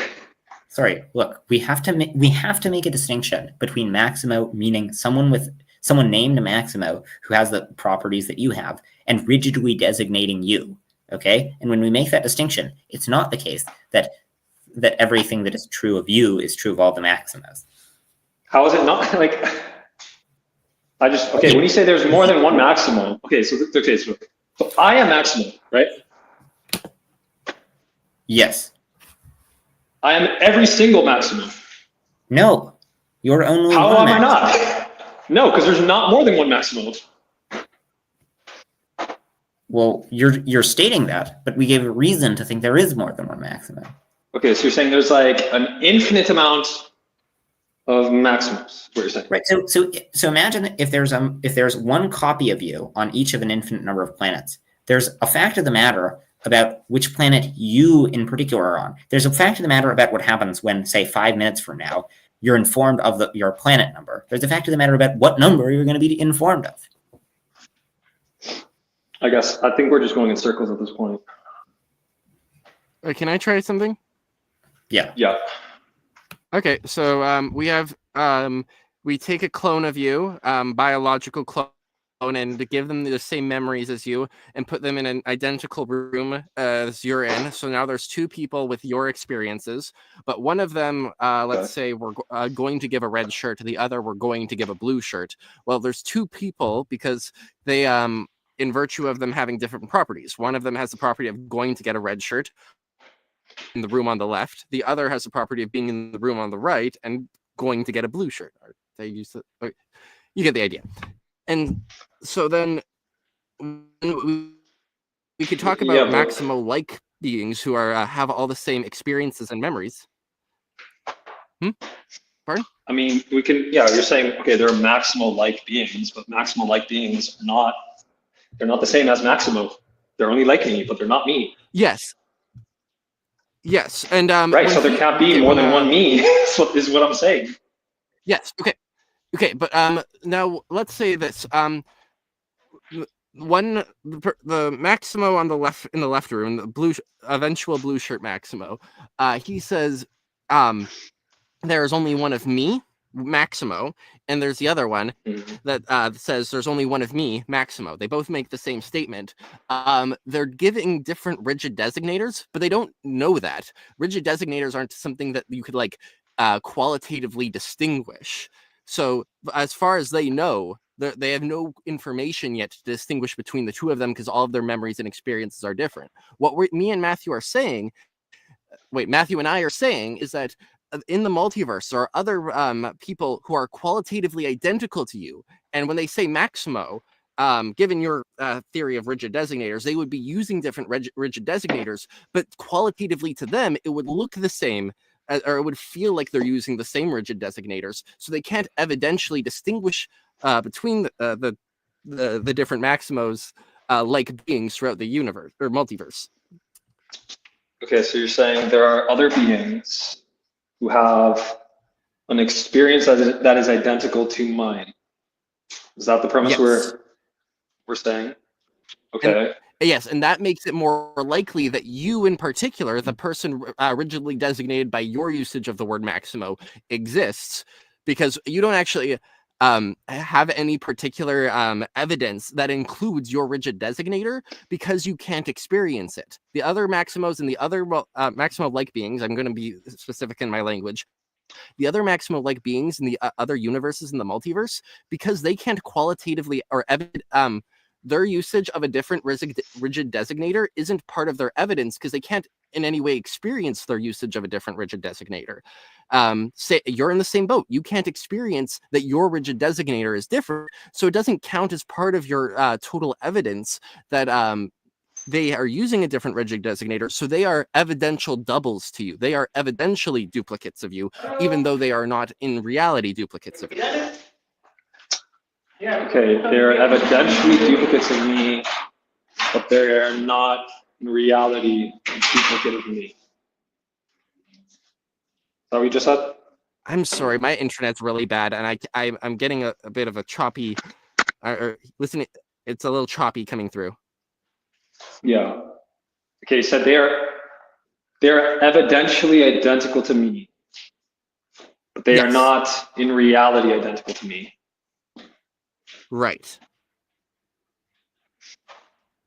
Okay. And so your reasoning. I might not understand what it means to be like evidentially identical. So in Bayesianism, your evidence is everything you've ever experienced or remember. So they would have all. That just means they have all the same experiences and memories as you. And okay, so there if you are think something else, so there are beings something like else is me. important to evidence, then that qualifies too. Okay, I'm trying to think of this argument in my head about how you're trying to think of it. Yeah. So when as a Bayesian, I'm always wondering what theory best explains the evidence I have. Evidence here being everything that I know about, all my experiences, all my memories. So part of my evidence is I see Alice's blood at a crime scene. Theory is, oh, there is a Alice was the one who murdered him or murdered the guy. Okay, so now I'm talking about the fact that I exist at all. And so that means somebody with my experiences and memories exists. What best explains that? And doing a little bit of SIA reasoning, there being infinite other people with my same evidence, my same experience and memories best explains my existence. Okay. I guess we've been on this point for a while. Let's move on to like the second premise that you have. So because you exist, it is more likely that there's an infinite amount of people. Yeah? Yeah, at least Beth 2 specifically. Okay, so why do you limit the category to people, not like to animals or whatever else is true of you? It's the number, the Beth 2 people is going to be Beth 2 people with my total evidence. No, but like I'm saying, like, okay, you agree that there's Beth 2 people. Are there Beth 2 animals? Beth 2, I don't know what else, like whatever's true of you. Are there Beth 2 of whatever's true of you? So you're an animal. Well, if you're human, if my memories, what's that? So the way if my memories and experiences allow me to infer the existence of animals, then the other squareds in the other universes, I would say that their experiences and memories probably justify thinking that there are animals in those universes as well. Right. So you agree there are Beth 2 number of animals. Probably yes. Beth 2 number of mammals. Almost certainly.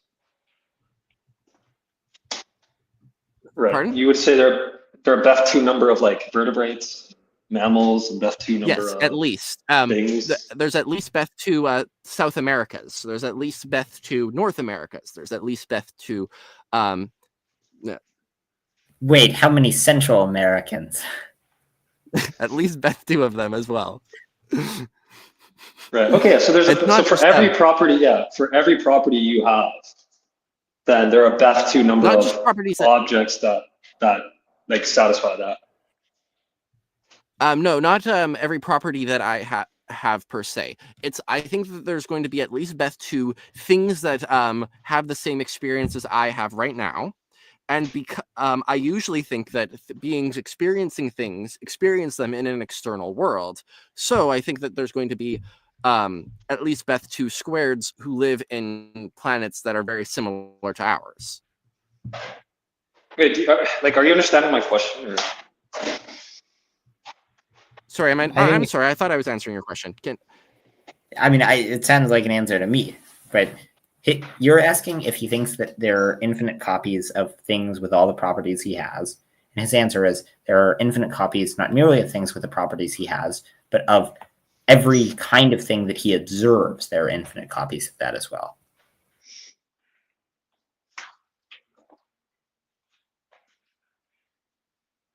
What is your profession? Like, like, okay, you're a philosopher. Are there a BEF2 number of philosophers? Yeah, I would say yes, but not solely in virtue of me being a philosopher. And philosopher is more of a hobby in my case. Right, are there like BEF2 number of YouTubers? Yeah, yes, but not solely in virtue of me being a YouTuber. Yeah, Right, okay. Maximo, I feel like, okay, look, the thing that he's saying is that you know that there are BEF2 of any of the things that you observe, right? So this is true of lots of things, of any of the things that you're aware of, okay? So there are lots of things like, South Americans and shrimp and things of bread. There are at least BEF2 of all of them. Okay, yeah, I see what you're saying. Okay, yeah, okay. So there's a BEF2 number of whatever, like, I am acquainted with. I'm sorry if you asked a question to me just now because you cut out on my end. Just that there are a BEF2 number of things I am acquainted with. Like, for everything I'm acquainted with, there are a BEF2 number of. Yes, because what it specifically is that I want to make my my evidence, my experiences more likely. I want it to be more likely that there are persons having my experiences to explain my experience. So I say there's BEF2 people experiencing my experience, but I also have this other belief that experiences usually are correlating with an outside world. So for every one of those BEF2 duplicates of my experiences, there's probably also an external world to go along with them. Does that make sense? No. I'm sorry, I'm not sure another way to word it. And if Matthew doesn't have another way of wording it, I think we should probably just move on to the next point. I mean, so the point is, what you get evidence for is that there are infinite people who have your set of experiences. And Well, then they're infinite if there are animals, infinite... they're infinite things that have my set of experiences, right? Well, yes, because you're an animal, right? So yeah, you're a thing. Yeah, there are an infinite number of, okay, so there's a maximally infinite number of things that have my experience. Right, okay, so there are infinite people that have your experiences. And then if there are infinite people that have your experiences of, say, seeing a shrimp, then there have to be infinite shrimp to be seen by the infinite copies of you. So therefore you get evidence that there are infinite shrimp and infinite YouTube videos and corn snacks, whole range of things. Yeah, okay, so maybe I'm not getting my point across, but anyways, I guess let's go on to like the third premise. That what explains there being why there would be an infinite amount of people is a God, right?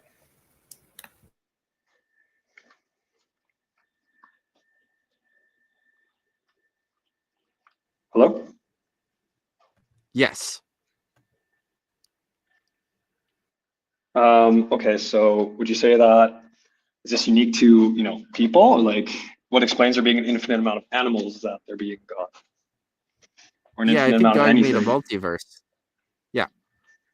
I think God made a infinite, just a multiverse with lots of universes in it, and that's why there are so many people, because God made them all. Yeah.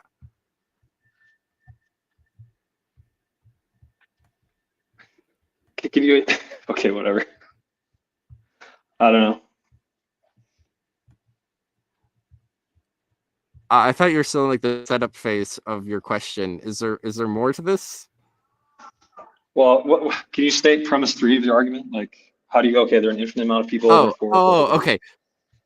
Yeah. So the idea is that theism better explains than the existence of this BEF2 multiverse better than naturalistic alternatives, because any naturalistic explanation or atheistic explanation of why there would be such a multiverse ends up being extremely gerrymandered and ad hoc.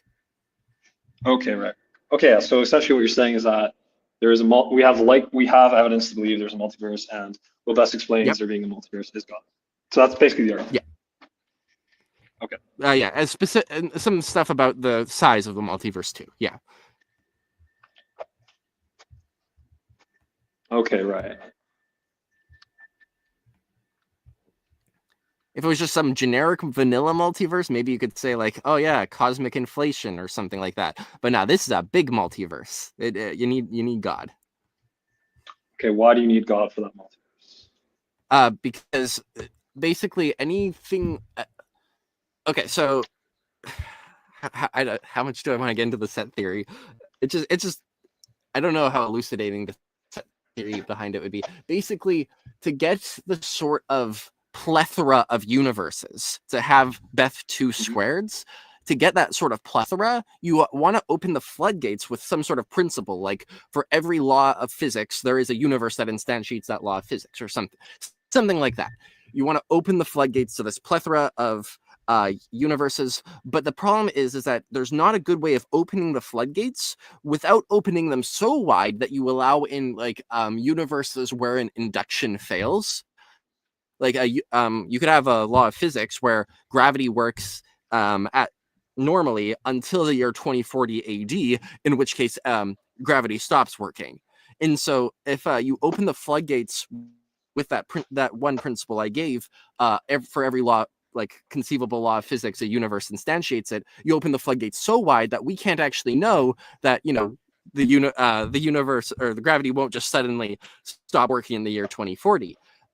So the atheistic theory of a Beth 2 multiverse, a mega multiverse like this, you would have to open the floodgates wide enough to get a huge plethora of universe, but not so wide as so that induction stopping universes creep in. And it doesn't seem like there's a way to do that, man, unless you just say all the universes that a good God would want to create are created. Well, that gives it to you very elegantly. It gets you all these Beth 2 universes, but if a universe where induction fails, well, then it would God just wouldn't create it specifically because induction would fail in that universe. Okay, what's the problem with induction failing?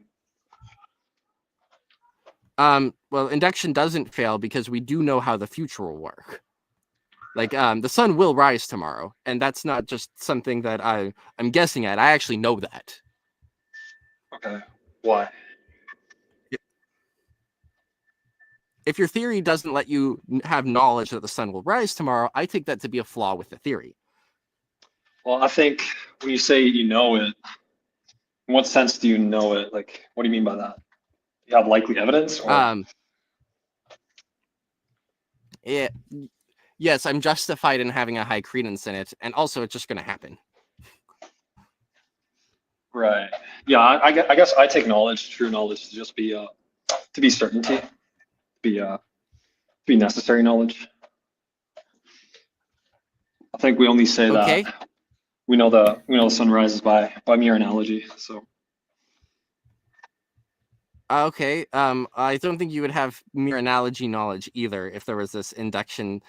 If there was a multiverse wherein there was like infinitely many universes that were identical ours up to this point, and then the sun evaporated or turned into I don't know, a cold mist, or then turned into a chicken's egg, or like these infinitely many universes where induction fails because the universe is completely fine up to a point and then starts behaving erratically. Well, I don't think I'd even have that whatever you want to call it. It's logically possible. I mean, it's possible.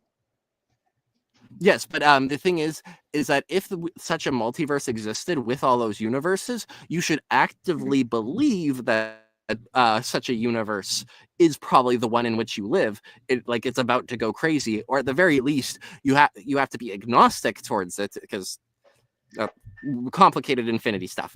But at the very least, you lose your ability to confidently say, "Oh yeah, the sun's going to rise tomorrow," which seems to be a problem with a theory. I think that a good theory of the world will allow you to confidently say the sun will rise tomorrow. Right. We don't have to talk about knowledge. The idea can just be, look, I think it could just be about whether you're justified in thinking that the sun will probably rise tomorrow. Sure, I could say that. Yeah. I mean, it just seems like you're saying we should believe that, that I'm the sorry. sun will rise tomorrow. Just briefly, it is getting kind of late where I am, so I do want to wrap up things not in the not too distant future, maybe in like 10 or 15 minutes. So, Gotcha. Another way to phrase it is that we know induction works because, the sun does rise. Like, we know that our universe is regular. The probability, if we lived in such a sort of deceptive universe with like all the plethora of stuff, we probably wouldn't have this localized. Yeah, you're cutting out. Another way of framing the problem. Oh, You sorry. cut out, Another so way of I didn't framing get the that. problem is that, yeah. Okay. This is a better way of phrasing it, I think. If we did live in this sort of plethora atheism, if you got two people, you probably wouldn't get like conscious agents like us, not even Boltzmann brains as coherent as this. You'd probably get a lot less coherent consciousness, if consciousness even arose at all in the absolute chaos of this menagerie of universes. Right. Okay. I want to be honest with you. You cut out a lot, so I didn't get a lot of what you said. I'm kind of doing piecing together, but look, I just want to ask, like, just like two more questions, basically. Is your notion of God one that involves necessity, like a necessary being? I think he's probably necessary, but modality's complicated. But yeah, I tend to think he's necessary. I think he's probably contingent, but I'm not too sure. Probably contingent? That's right. That's strange. Is that like a Swinburne take? Yeah. No, it's Matthew's being weird thing. Yeah, I think God is necessary. You know, I like ontological arguments. I think they work. So I like contingency arguments. That's why I say God's necessary. The contingency arguments are cool. And I don't like either logical arguments or contingency arguments, so I think God's contingent. Yeah, that's insane. Do you think there is no necessary being? Yeah. Hey, you're a Platonist. You're that even gets worse. Oh, sorry. Do you think sorry. So I guess if being is just thing that exists, no, I think the abstract objects are necessary. This guy, he thinks there are necessary things, but they're only the abstracta, not God, which he also believes in. Yeah, that's weird. Yeah, I mean, I basically Richard Carrier had a quip about like theism being the like powerful magic ghost hypothesis, where like you just use a powerful magic ghost to explain stuff about the world. That basically is my view, right? Where I don't think it's necessary. I just think, look, a lot of stuff makes sense on the idea that there's a really nice, all-powerful cosmic ghost. So I guess I have a very short argument for the existence of God. It's a modal argument. Okay. I'm just gonna leave it out here. You guys can critique it if you'd like, but okay. Premise one. God would be the greatest being if God were to exist. Whatever would be the greatest being if it were to exist ought to exist. It just should exist. It would be a good thing for it to exist. But whatever ought to be can be. Godelian stuff. Whatever ought to be can be. Therefore, God can be. But if God can be, then God is. So God is. Joe Schmidt had a part of a video criticizing this argument in his video on Godelian arguments. But I don't know. There's a lot that could be said about it, but maybe this is now a good time to wrap up the stream. Yeah, I think it works. I think it's a flawless argument. So I haven't heard a good rebuttal to it. Yeah, well, I'd recommend checking out Joe's video on ontological arguments. I thought he had pretty good objections to it. But yeah, anyways, thanks for coming on, everyone. Thanks for watching. Have a good night.